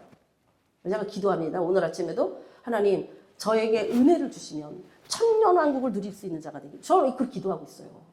난 들어가고 싶거든. 천년왕국에. 그렇지 않으면 어디 있느냐? 낙원에 가 있거나 뭐 음부에는 가면 안 되고 낙원에 가 있어. 낙원에 있다는 것은 몸이 회복되어지지 않는 영혼의 상태로 있는 걸 말하는 거예요. 그들이 1000년 동안은 살아나지 못한다고 써 있어요. 그럼 낙원에 가 있던 자도 소수, 예를 들어서 목배임을 당했거나 주를 위하여 순교한 자들은 살아나. 그게 첫째 부활에 참여하는 자들. 그들이 새 예루살렘에 들어가고 그들을 파송하여서 다시 한번 이 지구의 모든 것이 새로워지는 역사가 오직 유일하신 한 하나님의 모든 지배하에 하나님의 약속하신 땅이 완전히 회복되는 역사가 그때 일어나는 거예요. 우리가 천년왕국을 꿈꿔야 되지 않겠어요? 천년왕국을 꿈꿔보자고. 네? 거기서 그때에 여전히 저기 영혼만 가지고 그냥 낙원에 있는 자가 되지 말고 살아나서 첫째 부활에 참여해서 바로 하나님의 그 약속하신 그 왕적 권위를 그러기 위해서는 이 땅에서 죽어야 되는 거예요. 뭐 이 정도가 어림도 없지. 그러니까 말하면서도 되게 민망해. 그렇지만 자꾸 그렇게 기도를 해놔야 하나님이 사인을 주든지 나를 그 자리에 쓰게 하시든지 어쨌든지 하실 거 아니에요. 기도가 없으면 안 이루어지거든. 그래서 지금 기도하는 거 주 예수의 오시옵소서. 그때 천년왕국을 가져오시는 주님이 예수님이 이 땅에 하나님 나라를 가져왔죠. 재림하실 때 천년왕국 갖고 오시네. 그러니까 하나님의 나라를 가져오시는 분이 예수님이에요. 예수 없이는 천년왕국커녕 하나님 나라 못 들어가요. 그래서 예수 오실 때에 주님 제가 주와 함께 천년왕국에 하나님의 나라를 다스릴 수 있는 왕적 권위를 가진 자, 제사장적 권위를 가진 자가 되게 해주세요. 기도를 한다니까? 그럼 내 방법으로 안 되니까 뭐 하나님이 기도를 들으시면 어떻게 하시겠지? 참 운 좋게 한 방에 빵 싸갖고 순교를 한다던가. 제가 말하는 건 고통 없이 죽는 건데 무섭잖아 그거는. 그렇지만 그거 견딜 힘도 주시겠지. 만약에 하나님 하신다면. 이것이 우리의 믿음의 결국이 돼야 돼요. 왜냐하면 성경에 그렇게 써 있으니까. 그래서 한마디로 표현해서 지금 이 타임에는, 지금 이 시즌에는 성령의 섬세한 음성을 듣고 예수 그리스도가 어떤 길을 가시고자 하고 이 타임에 노아의 때와 같은 이런 소돔과 고모라와 같은 이때에 무엇을 이 타임에 하기 원하시는가를 알아야 되고 그 결과가 마침내 하나님의 역사가 하나님의 경륜이 어떻게 이루어질 것인가를 내가 지식적으로 그걸 기도를 통하여서 소유하고 있지 않으면 못 간다. 결론은 못 간다예요. 뭐 안다고 끝나는 게 아니에요. 이런 하나님의 역사 위에 우리가 온전함을 가지고 할 수가 없기 때문에 이 부족한 내가, 할 수 없는 내가 어떻게 해야 돼요? 구해야 될 거 아니에요. 그러니까 말씀과 기도로, 은혜와 진리로 하나님의 역사가 이루어지는데 내게 은혜도 구하지 않고 말씀도 모른다면 근데 누가 하느냐? 성령께서 이 타임에. 우리가 얼마나 성령님을 소중히 여기고 얼마나 성령님을 간구해야 되고 얼마나 성령께서 나와 함께 하시기를 구해야 돼요. 구하라 찾으라 두드리라예요. 모든 기도는 구할 때 일어나는 거예요. 구하지 않는 거절은 없어요. 이게 우리의 선한 싸움인 거예요. 왜냐하면 구하려고 그러는데 방해를 하거든, 사단이. 이게 선한 싸움이라. 하나님이 원하는 거 구해야 되는데 사단이 역사를 하는 거예요. 끝없이. 못하게. 구하지 못하게. 환경을 붙들고. 그죠? 상황을. 그래서 바로 이 온전한 권세, 자녀의 온전한 권세 유업이 바로 예수님이 왕이시고 그분이 대사장이시고 선지자이신 것처럼 바로 그 유업이 이루어지는 거예요, 내게. 그게 우리 큰 형님이잖아, 큰 형님. 네? 그 형님이 이루신 일이 나에게도 이루어져야 되는 거잖아요. 예수님이 하셨던 일이. 그것이 바로 우리의 유업인 거예요. 그 유업을 우리가 기대해야 되지 않겠냐 이거지. 그래, 우리 아버지가 뭘 주시겠다는 건지도 몰라. 뭐 빌딩이 몇 개인지도 몰라. 그런데 뭘 받을 거야. 자기도 여전히 가난하고 그냥 여전히 굶주리고 여전히 피폐한 삶을 산다면 아버지의 유업이 안 온 거죠. 있어도 못 받은 거죠. 이미 성경은 다 열려 있거든요. 이 열려 있는 것들을 과연 소유할 수 있겠느냐? 이게 우리의 문제죠.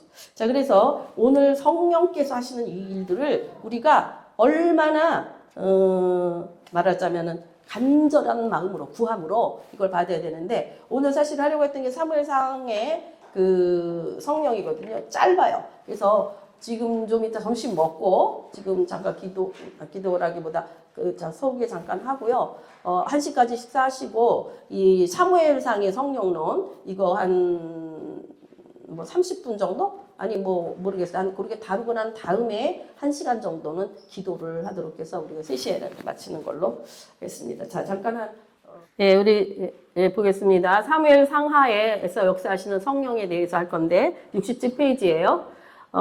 우리가 그동안에 쭉 본 거 특별히 룻기 지난번에 했던 룻기에 나타난 성령의 역사하심은 양자의 영으로 역사하심. 그래서 룻이 이방인의 여인이었지만 예수 그리스도의 계보에 속한 여인이 됐잖아요. 그리고 이것의 개념을 조금 더 확장시키면 이스라엘과 이방인과의 만남. 그래서 룻기가 단순하게 그냥 하나의 뭐 어떤 스토리가 아니라 예수님께 속했지만 사실은 창세기부터 시작해서 쭉 스토리가 이어지는 과정 속에 보면 하나님은 벌써 이방인과 유대인을 같이 쓰고 계세요.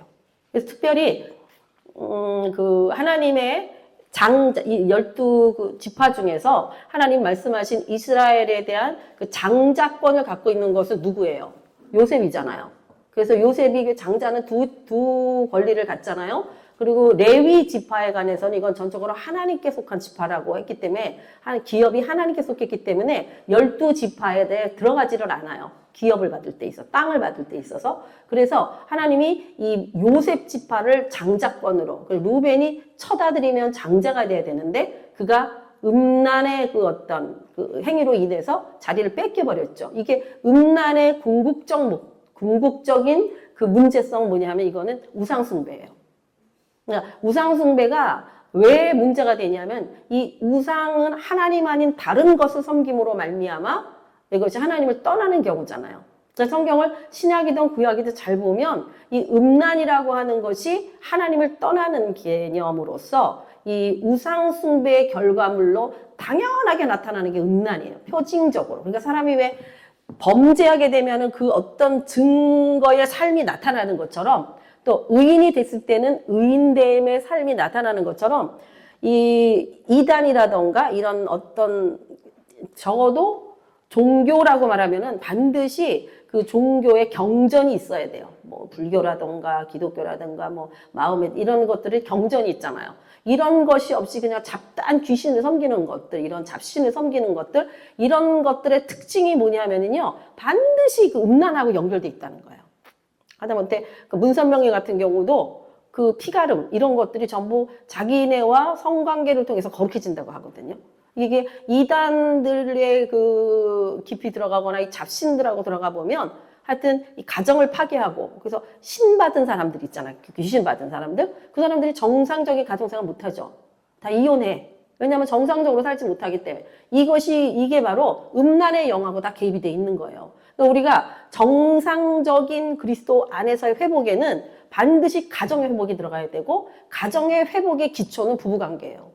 그러니까 부부가 하나님 앞에서 온전해짐으로 말미암아 그 가정이 온전한 교회로서의 가정이 될 수밖에 없기 때문에 그러면 이 문제의 핵은 뭐냐 하면은 여자에게 있어요. 다시 말하면 부부관계에 있어서 정상적인 부부관계를 하기 위한 기도와 어떤 그 하나님 앞에서의 세워짐은 여자가 해야 돼. 왜? 하와가 먼저 죄를 범했기 때문에.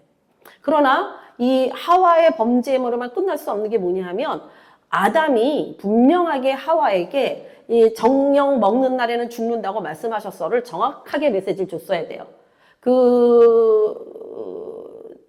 창세기 2장에 있나? 2장에 있나? 그럴 때 범죄하기 전에 범죄하기 전에 하나님이 뭐라고 말씀하시냐면은 그 사람에게 먹는 날에는 정령 죽으리라 말씀하셔서 기록하고 있어요. 그 원어적으로 보면 그 사람이 아담 이렇게 기록이 돼 있다고. 그러니까 이 말씀을 아담과 하와한테 한 게 아니에요. 아담에게 한 거예요. 그러니까 아담은 자기가 책임자로서 하와를 정확하게 말씀을 가르쳐 줬어야 돼. 이 선악과를 따먹는 날에는 모든 것은 임의로 먹을 수 있지만 선악과를 따먹는 날에는 정령 죽는다고 하나님이 말씀하셨어. 이렇게 말씀해야 된다고. 이게 가장으로서 그 가정의 메시지, 하나님의 말씀을 정확하게 가르쳐줘야 할 제사장자 역할인 거죠.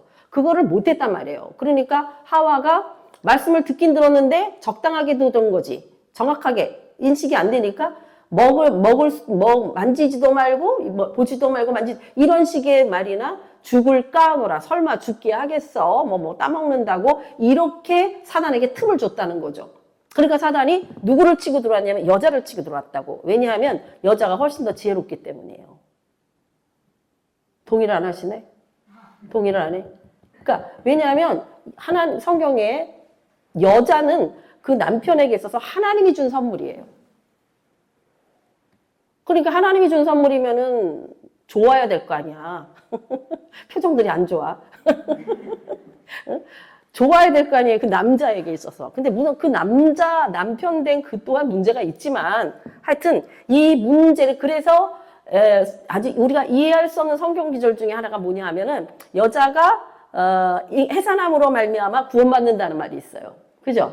그런 의도 개념이 뭐냐 하면 영적으로 본인이 이 거듭나고 함으로 인하여 한 영혼을 품고 기도함으로 그가 깨어나 새 사람이 되도록 하는 역할의 시작을 여자가 해야 된다는 거예요. 왜냐하면 우리 할머니가 잘못했기 때문에. 하와가. 어쩔 수 없어. 그래서 키에르케르고가 그 말을 했어요. 100명의 사람 남자가 있으면 한 명은 하나님이 택하셔서 주의 종이 된다 이거지. 그 나머지 99명은 그 아내나 그 엄마나 그 여자의 눈물로 말미암아 구원받는다 그랬다고. 그러니까는 우리가 이제는 남성의 구원을 책임져야 될 위치가 우리인 거예요. 그러니까 먼저 울어야 될 자리라는 거지. 그래서 예수님이 십자가상에 가시면서 그 여자 보고 뭐라고 나를 위하여 울지 말고 너와 너의 자녀를 위하여 울라. 우리는 자녀만 기억하잖아요. 성경에 자세히 봐. 너와 너의 자녀야. 그러니까 여자는 지금 무슨 거기에 걸려 있냐면 남편 아래 걸려 있어요. 그죠? 그전에는 하와가 하는 말을 다 들어줬어. 사탄이 아니라 그 남편이 아담이 들어줬잖아요. 그죠? 뼈 중에 뼈, 살 중에 살이니까. 그런데 범죄하고 났더니만 어떤 일이 일어났어요? 이제 하나님 말씀하시기를 너는 그 남자 밑에 들어가게 될 것이다. 질서가 되면서 남자가 햇빛이면 여자도 햇빛이야. 남자가 그늘이 지면 여자도 그늘이야. 맨날 남편 눈치 보며 살 수밖에 없는 그 아래로 들어갔다고요. 그게 죄 아래에 거하게 되는 동기죠. 그런데 이것이 그리스도 예수 안에서 회복되면 남자도 없고 여자도 없어질 때에 다시 이게 원상 복귀가 되는 거예요. 그래서 우리가 웃기는 얘기로 남자가 여자를 딱 찍으면은 될 확률이 높아. 근데 여자가 아무리 남자를 찍어도 될 확률이 없어. 이게 성경적이야. 왜냐하면 하나님께서 하와를 아담에게 데려오셨기 때문에 남자가 오케이 뼈 중에 뼈 살 중에 할 때는 이게 이루어지기 쉽다고. 근데 남자는 싫은데 여자만 좋다 그래야 될 확률이 거의 없어요. 근데 결국은 하여튼 우리가 이 모든 문제, 자녀 문제, 이 문제의 모든 거는 부부 관계로 인하여 일어나는 것이에요. 그래서 이스라엘에 보면 12살 이하 어린 나이에 일어나는 모든 부모 잘못이고 성인식을 하는 13살 성인식이 들어갔을 때는 그 이후에는 모든 것이 본인의 책임으로 돌리거든요. 그러니까 내가 원거나 원치 않거나 우리는 그 계보, 다시 말해 그 DNA를 가지고 태어났다는 거예요. 이게 제의 원초성부터. 이거 사실은 우리 나의 근원을 어디서부터 봐야 되냐면 아담 하와부터 봐야 돼요. 왜냐면 뿌리가 거기기 때문에. 흘러 내려왔어. 근데 그걸 뚫고 나가지고 나의 삶에 보면 남편의 문제 보고 자식의 문제 보면 해결이 안 나죠. 그런데 이게 원초적인 문제, 근원적인 문제로 들어가서 보면 그 모든 것의 원인은 하나님과 우리의 관계의 문제였고 더 나아가서는 그것이 그리스도 예수 안에서 회복되지 않으면 그 어떤 것도 회복될 수 없이 다 꼬여 있다는 거지. 이런 과정이 우리를 그리스도의 사람 만드는 과정이죠. 그래서 룻기에서에서 하나님이 개인적인 구원을 다루시기도 하지만 그러나 하나님은 개인적인 게 아니라 공동체적, 다시 말하면 가족이라던가 사회라던가 이런 관점에서 교회는 뭐냐, 기독교는 뭐냐, 그러면 우린 뭘 해야 되느냐, 사회적 책임감. 더 나아가서는 세계 열방 땅끝에 이르러서 너희 믿는 너희 교회, 그러니까 그런 공동체는 가족도 두 사람이 모였잖아요. 교회는 그 가정들이 모였잖아요. 그래서 교회가 나라를 감당해야 되는 거고 그 감당하는 나라들이 우리가 하면 이게 미국이다. 이러면 미국이 세계의 기독교적인 거를 감당했잖아요. 우리가 지금 세계를 감당하고 있는 것처럼 그럼 나라적 차원에서 열방으로 넘어가는 믿음의 삶과 거기서 해야 될 믿는 자들의 책임, 교회의 책임 이걸 우리가 알 때에 책임지는 사람이 있어야 말하자면은 어느 집도 흥하는 것이지 아무도 책임 안 지면요 이게 콩가루 집안이 되는 거예요. 그래서 책임을 지는 부모가 자식을 책임질 때 이게 되는 집인데 부모가 나 너 몰라 그러면 이건 망하는 집이잖아요.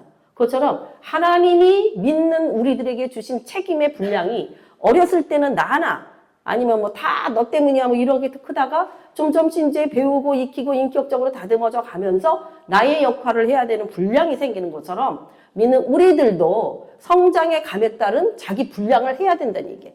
나는 전에는 이렇게 했는데 지금도 이렇게 하는 수준이 안 된다는 거예요.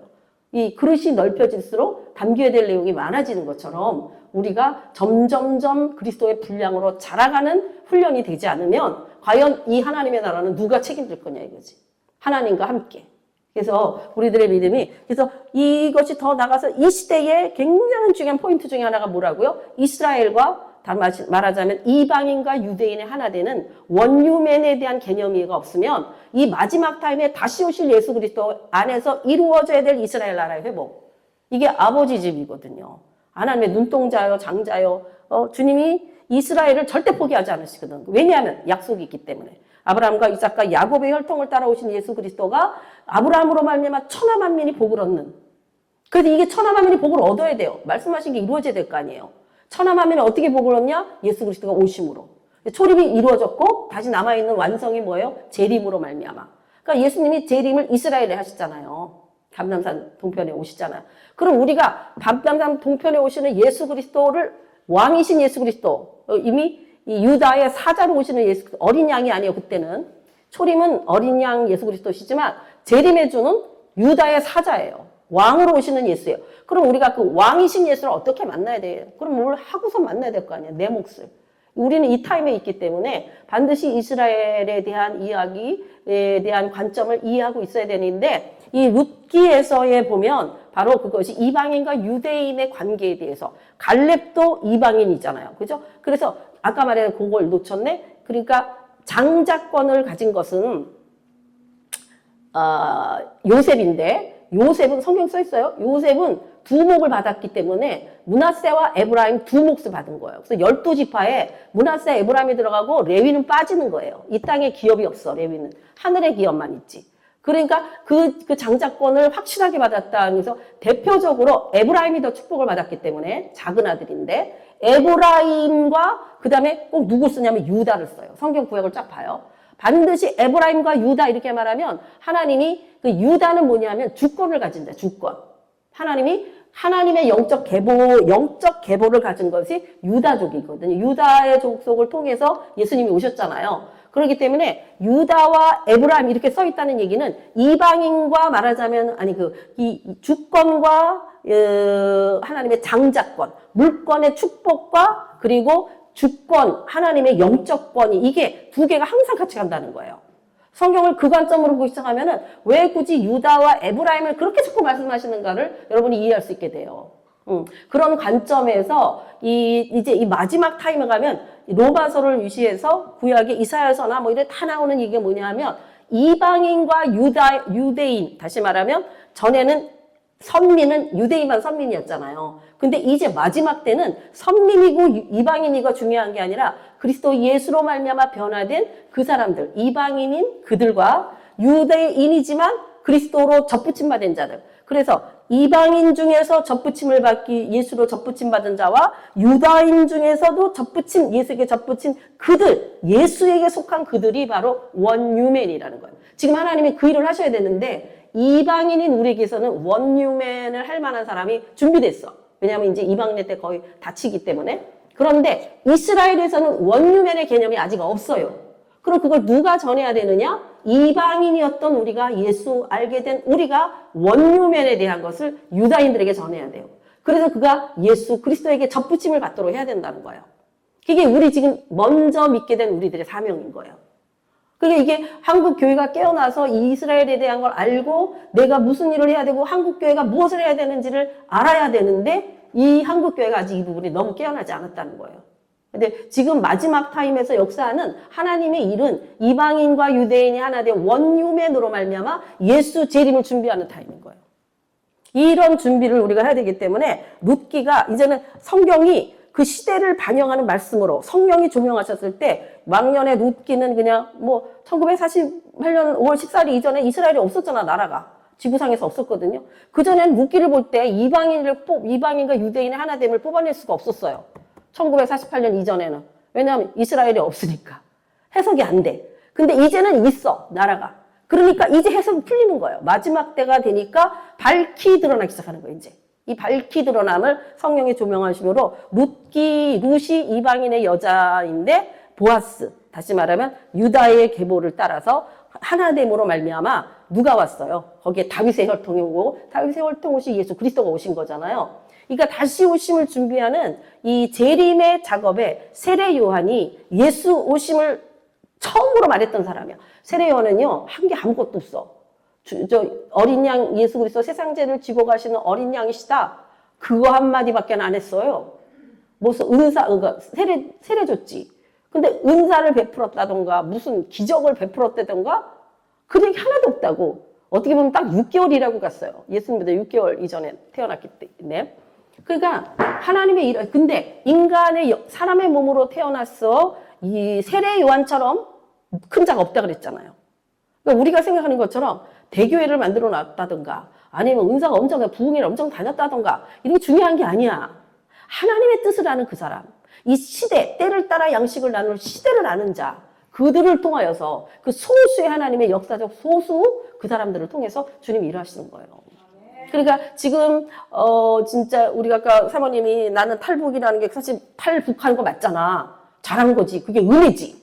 그러니까 지금의 내가 탈북의 타임에 하나님이 무엇을 원하시는가를 정확하게 인식 못하면 탈북의 의미가 없는 거잖아요. 이 타임에 우리가 한국에 있고 우리가 사역자로 부르심을 받고 주님 앞에 있을 때 내가 무엇 때문에 부르심을 받았는지가 정확하지 않다면 우리도 방향 없이 사는 거예요. 교회가. 왜 교회를 해야 되는지, 뭘 하기 위해서 지금 존재해야 되는지. 존재 자체가 우리가 참 힘들어진다고. 그러니까 이런 부분들을 우리가 생각해야 되고 룻기에서는 그 양자의 영을 임하심으로 말미암아 자녀의 권세. 그러니까 예수님의 계보에 붙어버렸잖아, 룻이. 그러니까 자녀가 됐잖아. 유업이 왔잖아요. 이와 같은 놀라운 축복이 사실은 룻기를 보여주시면서 우리에게 말씀하시는 거고 실제적인 역사란 말이죠, 역사. 실제적인 하나님의 역사심. 그래서 하나님의 역사는 실제적인 삶 속에서 보여주고 있는데 만물에 다 들어가고 있는데 우리가 못 보는 거죠. 네, 이것을 볼 수 있는 눈만 열리면은 작은 이 생명체 하나에도 하나님의 역사심이 보여질 수밖에 없잖아요.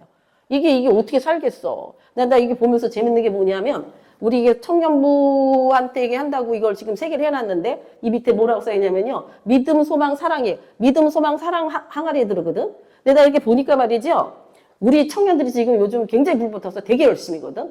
근데 믿음도 크고 얘도 사랑도 커. 이게 잘 자랐어. 근데 내가 보면서 얘네 아직 소망이 없구만. 아직 소망이 없죠.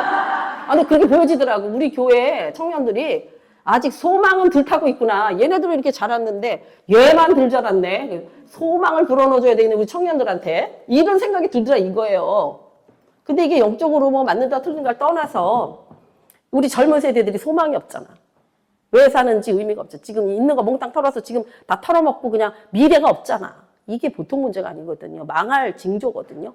그러니까 하나님께서 우리에게 눈을 여시면 정말 아무리 로버트가 그래도 요렇게 하는 거 자연스럽게 이걸 못 한다는 거 아니에요. 요거를 로버트가 그것처럼 하나님 안에 있는 그 무궁무진한 그런 감추어진 비밀들이 우리에게 열리면 열릴수록 우리가 어떻게 하나님을 떠날 수 있냐는 거죠. 벗어날 수가 없다는 거죠. 근데 그 비밀이 열릴수록 일하시는 하나님, 이루시는 하나님을 경험하게 될 때 우리가 얼마나 든든하겠냐는 거죠.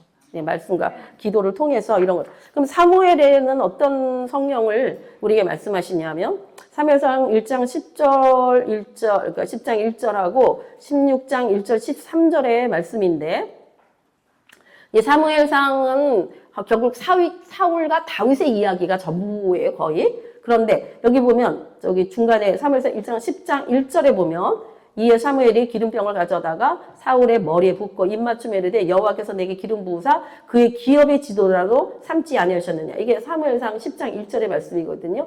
그러니까 사울을 왕되게 하신 하나님께서 그냥 왕이 되게 한 게 아니에요. 뭘 했냐면 기름을 붓잖아. 근데 이게 그냥 하나의 그냥 어떤 행위적인 표식이다. 이렇게 생각하면 안 돼요.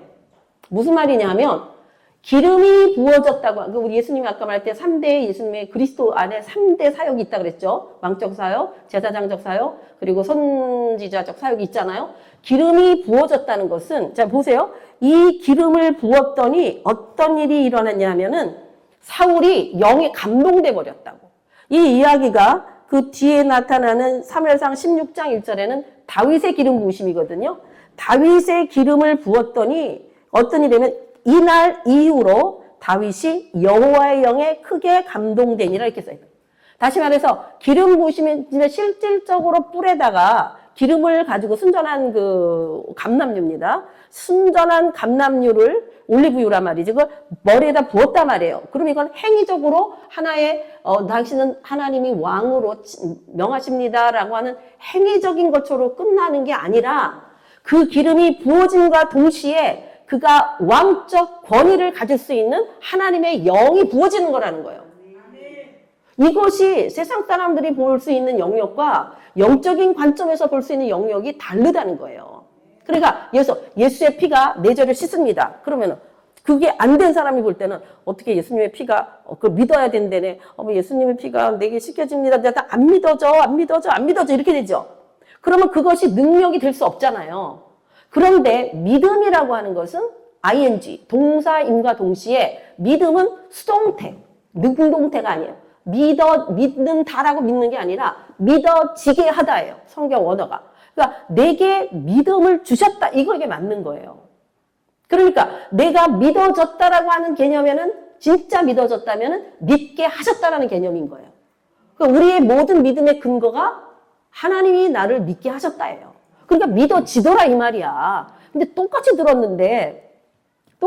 켈빈이 그랬나 루터가 그랬나. 켈빈인가 서 있는데 나무 밑에는 막 비가 막 오는 거예요. 막 천둥 번개가 쳤어. 자기 옆에 있는 서는 사람이 번개 맞아서 죽었잖아. 자기는 옆에 서 있는데 누구 얘기지?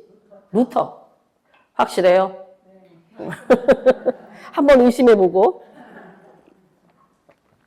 루터가 생각한 거야.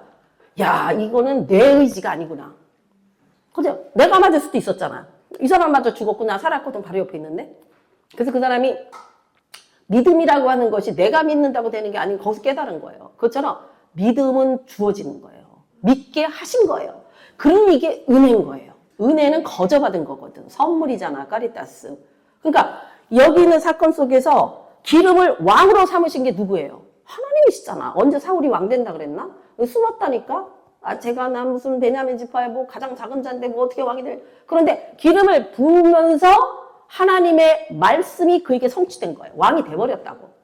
그러니까 하나님의 기록되어진 말씀은 내가 그 말씀이 믿어질 때에 성취가 일어나는 거예요. 그래서 너희 안에 씨를 심으신 이가 이미 일하기 시작했잖아. 우리가 생각하면 씨가 심겨졌으니까 자라야 되고 자라려면 기다려야 되고 이런 우리 시간대가 있죠. 이게 크로노스적 시간대는. 그게 아니라 하나님이 말씀하셨고 그 말씀이 내가 아멘으로 믿어지는 그 현장이라면 이게 카이로스적 사건이기 때문에 그대로 온다니까. 그러니까 하나를 믿지 말고 그에 따르는 하나님의 역사를 믿어야 된단 말이에요. 그러니까 내 죄가 사해졌느니라 그러면 나 근데 또 뭐 하던 거 보면 똑같은 짓을 또 하는데 내가 무슨 죄가 사해졌 이러고 있으면 심었던 것도 다 뽑는 거야. 다시 말하면 하나님이 그러면 그게 딱 들어와요. 그게 나쁜 꾀가 들어오거든. 그래서 시편 1편이 중요한 게 뭐냐면 먼저 꾀가 들어온다는 생각이 들어온다는 거예요. 생각이 들어오는 것 자체는 죄가 아니에요. 죄된 생각과 복된 생각이 있지만 아직 죄의 자리에 가지 않은 거라고. 그래서 죄가 꾀를 쫓지 아니하며, 그죠? 그 다음에 뭐예요? 길에 서지 아니하며죠? 길은 뭐냐? 생각이 딱 들어왔어. 그럼 이게 판단을 해야 될 거냐. 내가 딱 그게 그 영어가 보면 영어나 원어로 보면 그게 굉장히 이해가 되는데 너희가 모든 인생길을 워킹하고 있다. 걸어가고 있다는 걸어가고 있어. 그런데 걸어가고 있으면 아직은 방향 설정 안 된 거죠. 걸어가는 중에 꾀가 들어온다고 생각이 들어오면 스탠딩 된다는 그게 스탠딩 된다는 거 어디로 갈까를 결정해야 된다는 거예요. 그게 우리가 말하자면 길의 스며예요. 영어로 스탠딩. 그 다음에 그런데 오만한 자리에 가서 앉아버리잖아. 스탠딩 했다가 하나님의 길로 가야 되는데 이쪽 길로 갔어. 그러면 이미 가서 여기가 시팅. 오만한 자리에 앉아버렸다는 거예요. 그러면 일어나기 어려운 거예요. 거기서 죄가 이제 확정되어져 버리는 거예요. 그러니까 우리 인간은 기본적으로 먼저 탁 들어오는 것은 죄된 생각이에요. 아무리 예수 잘 믿는 사람도 먼저 딱 들어오는 거, 만약에 뭘 딱 봤어. 저거 갖고 싶다. 이런 생각 들어오죠. 남의 건데. 그러면 그거 죄냐? 원래 죄인이니까 그 생각이 들어온 거야. 그 다음에, 아니야, 이거 내게 아니지. 라고 근데 아무도 보는 사람이 없어. 길거리에 뭐 떨어져 있다고 칩시다. 뭐, 1,000만 원 덩어리가 떨어져 있어. 그러면 10,000원짜리 같은 거 주워서 가져도 뭐, 상대방한테 그렇게.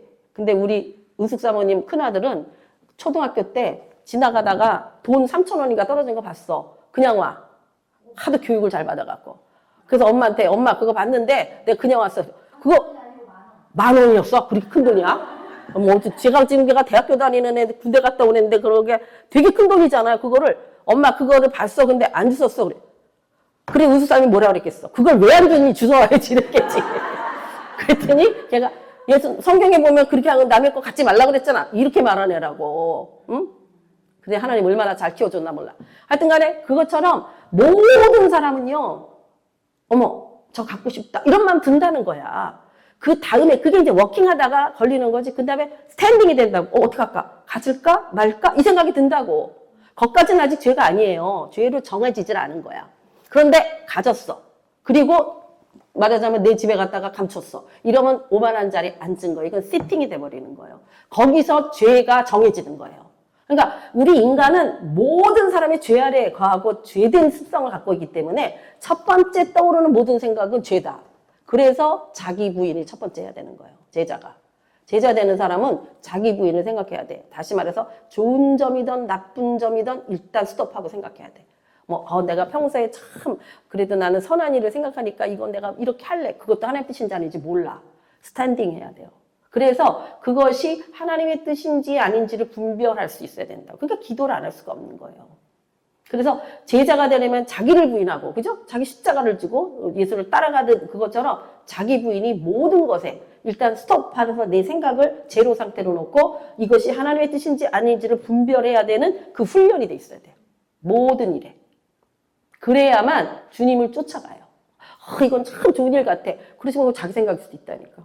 어떠거나 결정해야 되는 순간이 있잖아요. 여기를 갈 거냐, 저기를 갈 거냐, 이걸 할 거냐, 말 거냐. 이럴 때 먼저 생각을 스톱하고 기도를 하고 결정하는 게 늦지 않아요. 이게 굉장히 중요한 우리들의 이 믿음의 생활 습관이 돼야 되는데, 그래서 여기 있는 것처럼 이 기름이 부어졌다라고 하는 것은 너는 뭐야 하는 표시기로 끝나는 게 아니라 실질적인 그 일을 이룰 수 있는 권위가 부어지는 거다 이 말이야. 기름 부음이 왔더니 전에는 치유가 안 일어났는데 치유의 기름 부음이 왔더니 치유가 일어나더라 이렇게 되는 거예요. 그러니까 우리가 기름 부음을 받아야 돼요, 안 받아야 돼요? 그러면 받기 위해서는 어떻게 해야 돼요? 구해야 된다니까? 근데 뭘 구해야 되는지 모르니까 맨날 우리 성령 충만을 줘, 성령 충만인데 충만은 가득 찼다는 거거든. 뭘로 채울 거냐는 거지. 그게 구체적인 기름이 있어야 되는 거예요. 모호한 기름. 그냥 충만이 있어야 돼. 내가 그럼 충만인지 아닌지도 몰라. 뭘로 채웠는지를 몰라. 내가 지금 칼을 갖고 있는지, 무슨 돌을 갖고 있는지, 창을 갖고 있는지를 알아야 싸울 때 그걸 쓸 거 아니에요. 근데 자기가 뭘 갖고도 있는지 모르는데 그냥 가득 주세요. 그래, 이때는 칼을 써야 돼. 이때는 창을 써야 돼. 이때는 방패를 써야 돼. 모른다니까? 그래서 우리가 섬세한 성령의 음성을 듣고 실질적인 기름 부으심을 받기 위한 작업을 해야 된다는 거지. 때로는 이 기름이, 때로는 이 기름이. 그래서 마치 하나님의 영의 7영이 있어요. 여호와의 영이 7영이 있는 것처럼 기름은요 더 다양해요. 아주 기름 부으심이 다양하다고. 그중에 내가 이 일을 성취하기 위해서 돌파의 기름 부으심이 필요한지, 지금은 견디는 기름 부으심이 필요한지, 왜냐하면 그 기름 부으심이 와야만 그 일을 할 수가 있으니까. 우리는 인간적으로 못 한다니까. 근데 우리가 기름 부으심을 구할 줄을 모르고 구해도 뭘 구해야 될 줄을 모르는 믿음 생활을 하고 있다면 우리의 믿음이 굉장히 모호한 거라고. 모호해. 그리고 자기가 경험되어지고 훈련되지 않았으면 남에게 가르쳐줄 수도 없어요. 그죠? 내가 모르는데 모르는 걸 어떻게 가르쳐? 가르쳤다 칩시다. 아무 능력이 없어. 내가 알고, 근데 옛말에 있잖아. 저기 아무리 만인이라도 자기도 부엌 살림에서 만질 줄도 알고 볼 줄도 할 줄도 알아야 남의 밑에 사람 시킨다고. 자기 모르면은 시키지도 못해. 맞는지 틀리지 모르. 그러니까 우리가 정말 믿음 안에 들어가서 더 깊이 보면 이 기름 부으심이요. 우리의 모든 하나님의 일을 하는 거에 파워예요. 능력이잖아요. 성령이. 그러니까 성령의 능력을 구해야 된다는 거예요. 구하라는 거예요. 그럼 주신다는 거예요. 근데 뭘 구해야 돼요? 이렇게 되는 거예요. 한마디로. 충만만 구하는데 뭐 충만이 어떤 걸 줬는지를 몰라. 제가 지난번에 말씀드렸는데 성령의 검을 가지라 그래요. 하나님 딱 보여주셔. 검은 이게 날카롭게 이게 뭐랄까 갈아야 되잖아. 그래야지 이 칼이 잘 들 거 아니야. 무딘 칼을 들고 하면 이게 더 안 되는 거 아시죠? 살림하는 분 무딘 칼 쓰기 힘들죠. 이 칼날을 갈아야지 그냥 한 번만 휘두르면 촉촉 나가야 되거든. 이게 어떻게 갈려져요? 여러분 성령의 검이 날카로워지려면 어떻게 해야 돼? 갈아야 돼. 어디다 갈 건데? 숫돌에다가? 그럼 우리가 지금 하나님 말씀에 성령검 가져야 되는데 숫돌 찾아다고 그 앞에서 기도를 어떻게 할 거야? 뭘로 가를 거야? 근데 제가 한테 환상을 딱 보여주시는데 그 말씀이 칼이 이제 말하자면 쇠잖아. 쇠가 이게 네모 반듯한 쇠가 모양은 있는데 전혀 안 갈려 있는 거예요. 이게 네모나 그냥 쇠야. 칼 모양에. 그런데 그거를 바위에다가 넣고 이거를 넣었다 뺐다 하면서 갈아지더라고. 바위가 뭐냐면 말씀이에요. 성령의 검이 날카로워지려면 말씀의 훈련이 돼야 된다는 거. 말씀은 지각을 사용하여 연단을 받으러 말미암아 선악을 분별하는 단계가 단단한 식물을 씹어 삼키는 자의 능력의 검인 거예요. 말씀이 없는데 갈아지냐고 내가. 성령이 내 안에 계신 하나님의 영으로 내 성령의 검을 쓸 수 있게 되냐 이 말이에요. 그래서 말씀이 굉장히 중요한 거예요. 말씀의 능력이. 그래서 지식의 영이 와야 돼. 지식의 영이. 그래서 말씀을 깨닫기 위해서 우리가 기도할 때 하나님 지식의 영의 기름을 부어주세요. 이렇게 기도해야 돼요. 구체적이어야 된다고. 말씀이 깨달아요. 또 이런 게 있죠. 하나님 지혜와 계시 영을 부어주셔서 하나님을 알게 해주세요. 하나님을 알되 하나님 말씀하시는 분이잖아. 그러니까 이와 같은 우리의 기도가 구체적인 요구가 무엇을 원하는 줄 아는 자에게 딱 먹여주시지. 그냥 뭐가 지금 어디가 내가 지금 비타민이 부족해. 그럼 비타민을 구해야 되고 내가 철분이 부족해요. 그러면 철분을 구해야 되잖아. 철분이 없으니까 내가 무슨 각기병 같은 뭐 그런 병 걸렸다 칩시다. 그러면 거기에 합당한 걸 먹어야 병이 낫잖아요. 그랑 똑같은 거예요. 그냥 성령 충만, 성령이 역사하셔서 이렇게 뭉뚱그려서 안다고 능력이 안 된다는 거예요. 구체적인 하나님의 말씀으로 나를 무장시켜야 된다는 얘기예요. 이게 우리가 해야 될 거죠. 그래서 여기 보니까 이게 굉장히 중요한 거예요. 기름이 부어졌다는 것은 성령을 상징하는데 성령님께서 기름을 부어주시는데 그 기름이 다 다르다는 거예요. 다 다르다는 거. 그냥 기름이 하나가 아니라는 거예요. 그래서 여기서 보면 이게 그 다윗과 사울에게도 이 통치권을 줬죠. 왕적 권위를 부은 거잖아요, 여기에. 그죠? 왕이 가지고 있어야 될 권위가 뭐냐면 통치권이야. 그런데 사울이 하나님이 부어주시는 그것을 받을 수 없는 하나님을 배신하는 태도를 취해버리잖아. 사울이. 그러니까 그에게서 하나님의 성령이 떠나버렸죠. 영이 기름 부으심. 그러니까 근데 여기 이게 하나 문제가 뭐냐면 성령의 기름 부으심이 임할 때는 확 달라지기 때문에 본인이 알아요. 그런데 성령이 떠나실 때 본인이 모른다는 거야. 그게 유지되지 않았을 때 아니면 길을 잘못 들었을 때 성령을 근심하게 하고 성령님이 인격을 가지신 분이기 때문에 성령님을 무시하고 더구나 성령을 이렇게 하면은 성령 회방죄는 용서를 못 받잖아요. 그것처럼 성령님을 인격적인 나의 주로 고백하고 그분이 주시기를 구하는 그런 것이 아니면 성령을 무슨 일꾼 부리듯이 생각하는 사람들이 있습니다. 무슨 기운이나 뭐 바람이나 성령의 능력으로만 성령님은 인격적인 하나님이에요. 그래서 그 하나님에 대한 우리 인식이 정확해야 된다는 거예요. 성령님에 대해서. 성자, 성부, 성령에 대한 기름 부으시 아니 그 분이 누구신가를 알아야 되는데 여기 보니까 사무엘상 16장 14절 보니까 여호와의 영이 사울에게서 떠나고 여호와께서 부리시는 악령이 그를 번뇌케 한지라. 여기서 여호와께서 부리시는 악령. 그럼 우리가 생각하면은 감히 하나님도 악령을 부리신다고? 그리고 그렇게 이걸 인정 안 하면요. 이 말이 좀 이상하게 들릴 수도 있어요. 예수 믿는 사람에게는. 하나님을 믿는 사람에게 이 말이 좀 하나님이 어떻게 악령을 부리시지? 그 말은 하나님의 허락이 없이는 악령도 역사하지 못한다. 다시 말하면 하나님은 창조주시지만 그 아래 모든 것들은 피조세계에 있는 피조물이다. 영계에서도 피조물이 있고 우리와 같이 이런 3차원의 세계에서도 피조물이 보이는 시간 안에 있는 것처럼 여기서 이 모든 그래서 하나님이 우리에게 사단이 역사하는 것도 하나님의 사람일 경우에는 허락하지 않으면 사단은 틈타고 들어오지 못해요.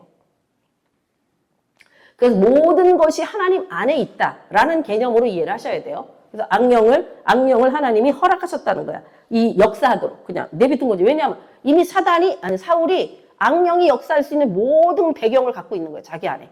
그러니까 너가 계속 그렇다면 나도 너를 지켜줄 수 없다 하죠. 하나님 못 지키시죠. 하나님 우리 지켜주죠. 그래서 그를 번뇌케 했다는 번뇌의 원어적인 건 뭐냐면 놀라게 하다 아니면 또 두렵게 하다 이런 게 번뇌예요. 그래서 하나님의 영과 악령을 반대 개념으로 보면 이게 이분적인 개념으로 잘못 이해하는 거예요. 무슨 말이냐면 하나님의 영의 사이즈하고 악령의 사이즈를 동등하게 놓고 보면 안 된다는 얘기예요. 무슨 말인지 이해하시죠? 하나님 안에 악령조차도 다 들어와 있는 것이고 하나님이 허락하셨기 때문에 가능한 일이라는 개념을 갖지 않으면 하나님의 세력과 하나님의 권세와 사단의 세력을 똑같이 보는 거라고. 굉장히 잘못된 거죠. 그러니까 예를 들어서 하나님은 빛이잖아요. 이 악한 세력은 어둠이잖아. 근데 어둠이 빛을 이길 수 있어요, 없어요? 절대로 어둠은 빛을 못 이겨. 그러니까 이거는 한마디로 말하면은 동등한 레벨이 아니라는 거예요. 그런데 우리가 하나님이 어떻게 악령을 갖다가 그러면 귀신을 우리가 사단의 세력을 더 무서워한다 이러면 하나님의 세력을 동등한 놓고 싸우는데 사탄이 이긴 것처럼 우리가 내 스스로가 그렇게 받아들일 수 있다는 거예요. 그 인식 자체가 잘못된 거라는 거예요. 오직 하나님 안에 모든 것이 있는데 하나님은 정말 선과 악을 다 다스리는 분이라는 거죠. 그런 개념으로서 여호와께서 부리시는 악령이 이를 이해하셔야 되고 그래서 사울이 결국은 왕국을 빼앗기죠. 왜냐하면 처음 주신 분이 하나님이잖아. 그러니까 우리도 이 생명이 하나님께로 왔는데 하나님께 속하지 않으면 내 생명은 하나님께 속할 수 없는 거죠. 빼앗겨버리는 거죠. 그래서 근데 다윗은 어땠어요? 범죄하고 났더니 이 68장 보세요. 페이지 보면 주 앞에서 쫓아내지 마시고 이게 주 앞에서 하나님 앞에서 던져진다. 쫓아낸다는 거는 던져진다는 의미예요. 그러니까 우리가 하나님 앞에서 던져지는 존재가 되면 안 돼요. 그리고서 주의 성령을 주님의 거룩한 영을 내게서 거두지 마옵소서 빼앗지 마옵소서. 그러니까 이 다윗은 정확하게 성령을 아는 사람이에요. 그래서 이 다윗이 이 자신의 다윗 지금 요즘 우리가 알지만 데이비드 차 문제 때문에 난리가 났죠. 아시죠? 데이비드 차 문제. 데이비드가 다윗이잖아요.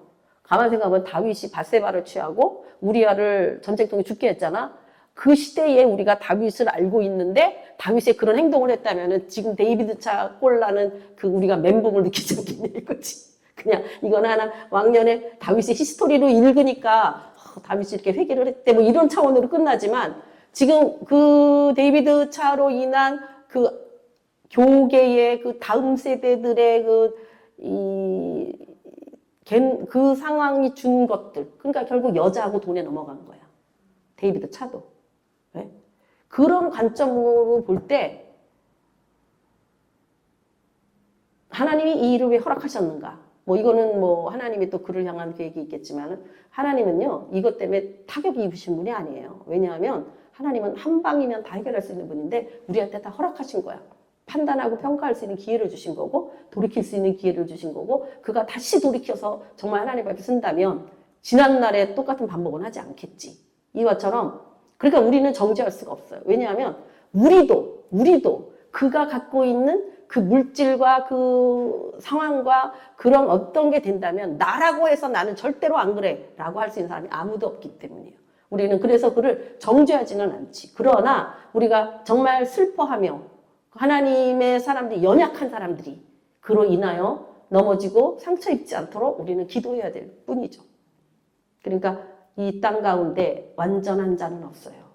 우리가 기대했던 그 완전함 아니라는 거죠. 그래서 여기도 보면 다윗은 하나님이 영이 떠나면 자기가 끝이라는 거 알았던 사람이야. 근데 사울은 그럼에도 불구하고 여전히 엘리야에게 뭐라 그래요? 이거 사람들 눈치 보이니까 창피하니까 제발 끝까지만 좀 나를 좀 같이 가는 걸로 좀 어떻게 하는, 이렇게 말하잖아. 그러니까 진짜 우리의 마지막은 사람 앞에 쓸 것이냐 하나님 앞에 쓸 것이냐, 이것이 우리의 과제예요. 사무엘 하도 마찬가지인데 여기 포인트 중에 뭐냐 하면 사무엘 하는 다윗의 통치에 관한 부분들을 이제 전반적으로 얘기한 건데, 여기 맨 아래를 보세요. 여호와의 영이 나를 통하여 말씀하시면, 이거예요. 이거. 이 다윗이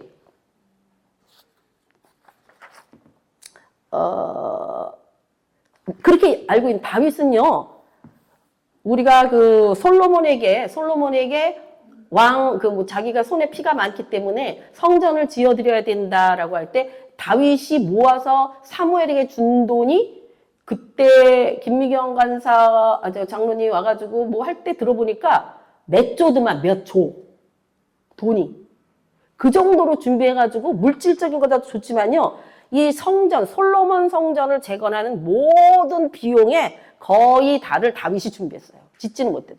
근데 돈만 준비한 게 아니라 제반의 전반적인 거, 그게 사무엘하 7장이나 대상 17장이나 28장에 쭉 기록되어 있는 거 보면요, 다윗이 성전 목도, 그림, 그 집들과 곡간과 다락과 골방과 속죄소의 설계도, 그리고 모든 걸 그려줬어. 그러니까 솔로몬 성전은 사실은 하나님께로 다윗이 받아서 설계도를 만들어서 준 거예요. 다윗에게, 아니 솔로몬에게. 그러니까 여기 28장 12절에 보면 영감으로 받은 모든 것들, 성전뜰, 사면의 방, 성전의 곡간, 성물 곡간의 설계도, 13절도 보면 그 레위가 어떻게 반열을 세워야 되고 성전에 쓰이는 모든 일들, 모든 기구의 양식, 14절 보면 섬기는 데 쓰는 기구들, 금으로 무게, 은의 무게, 이런 거. 또 그룹의, 그런 굴을 만들 때, 향단을 만들 때의 그룹의 무게, 금무게, 이런 거를 다 받았다니까 다윗이. 그렇게 해가지고요, 28장 19절에 보면 여호와의 손이 내게 임하여 그 모든 일의 설계를 그려 알려줬다, 이렇게 기록하고 있어. 그러니까 다윗이 얼마나 성령의 사람이에요. 그죠? 그러니까 다윗은 구약의 사람이지만 다윗이 아브라함과 다윗의 계보를 통하여 오신 예수 그리스도라는 게 성령의 계보를 말하는 거예요. 다윗이 다 받아가지고 하나님께로 다 받아서 그림 다 그려주고 구람수 다 재주면서 재질을 다 말하면서 성전을 지으라고 돈을 얹어서 준 거야. 그러니까 솔로몬은 실질적으로 별로 한 게 없어요. 결국은 솔로몬은 하나님과 상관없는 자가 됐지만 참 슬픈 일이죠. 그러니까 솔로몬의 지혜와 솔로몬의 그 어떤 것을 가지고도 구원은 이루어지지 않는 거예요. 오직 하나님의 은혜를 아는 자만이 구원을 받는 거예요. 다윗이 이 모든 등잔대 금무게, 은근 등잔대 무게, 진설병 각상의 그 무게를 얼마를 써서, 그래서 예를 들어서 메노라 하나가는 이 금 한 달란트거든요. 그런 거 같은 거를, 그런데 한 달란트만 맞추면 되고 모양은 조금씩 틀려도 돼. 기본적으로 하는 모양 말고 조금씩 변경이 있어도 되는데 그 금 액수는 정해져 있다고. 한 달란트 안에서 하라. 이런 식으로 그거를 다윗이 다 받아서 알려준 거야. 다윗만큼 어떻게 보면 하나님의 사람이 없죠. 근데 이런 거 볼 때 사울은 하나님께 택하심을 받았지만 결국은 자신의 것을 세우고 결국 하나님을 떠나는 비참한 그 가문이 다 망해버리는 말로가 있다면, 다윗은 그런 범죄를 저지른, 근데 그 내용을 보면 밧세바를 봤을 때가 다른 자기 밑에 군사들은 전쟁 중에 있는데 다윗은 그때 늦잠 자고 일어나 저녁에 늦게 일어나 위에 올라가서 거닐고 있을 때야. 그러니까 그가 이미 영적 상태가 굉장히 다운돼 있는 상태라는 거예요. 지금은 이제 자기네들은 지금 전쟁하고 있거든요. 그런데 왕은 이제 자고 있는 거야. 그래 늦게 일어나가지고 이제 노을 질 때쯤에 이제 올라가서 보니까 저기 모욕하는 자가 보인 거지. 근데 밧세바가 이쁘긴 이뻤는지 밧세바를 진짜 사랑했어요. 왜냐하면 다윗이 그 많은 여자들 8명인가 9명 정도의 그 아내가 있었는데 밧세바하고 애를 제일 많이 낳았어. 4명을 낳았어. 다른 데는 다 하나씩인데. 그런 거 보면 밧세바를 상당히 특별하게 생각한 것 같긴 해. 예, 그것처럼 이 다윗은 하나님이 아니면 안 되고 성령이 아니면 안 된다는 걸 확실하게 알던 사람이에요. 오늘 우리가 이 시대에 살고 있는 우리에게는 이미 하나님의 부르심이 있고 택하심이 있어서 우리가 예수님 믿게 된 거고, 그죠? 택하심을 받은 자는 창세전에 이미 그를 향하여 하나님이 이 땅에서 이룰 일들이 적혀져 있는, 가지고 있는 자로 이 땅에 보내신 것이고, 우리는 그 사실을 알고 성령으로 말미암아 깨달아 내게 주신 그 사명, 내 몫의 십자가를 지고 예수와 동행하는 삶을 살아갈 때 이 마지막 때에 주오심을 준비하고 그 부분의 작은 부분일지라도 감당하는 하나님의 사람으로 우리가 이 시대를 살아가야 된다는 것이죠. 우리가 그렇지 않다면 그 어떤 인간도 이 땅에 온 육을 가지고 온 의미가 없는 것이고, 결국은 자기 몫을 감당하지 못한 자는 한 달란트를 받은 자와 같이 하나님이 주신 그 한 달란트를 감당하지 못하고 땅에 묻어둠으로 말미암아 결국은 어떻게 됐어요? 게으르고 나태해서 쫓겨나는 자가 되는 것처럼 결국은 하나님과 영원히 함께하는 그 자리에 들어가지 못하고 정말 불못에, 궁극적 마지막은 불못이거든요.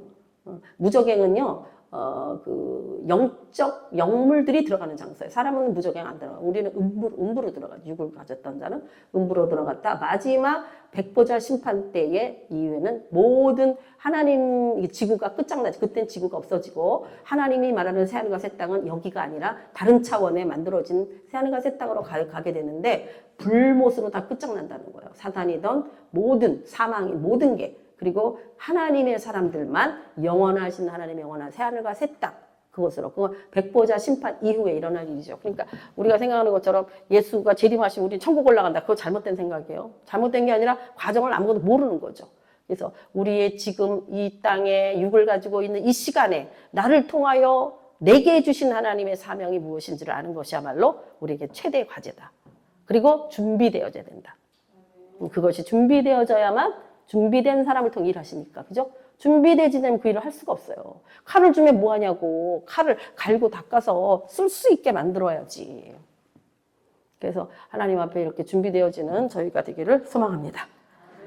네, 다음 시간에, 다음 주는 그대로 모이죠. 다음 주에 오시고. 네, 오늘까지 일단 말씀 마치고요.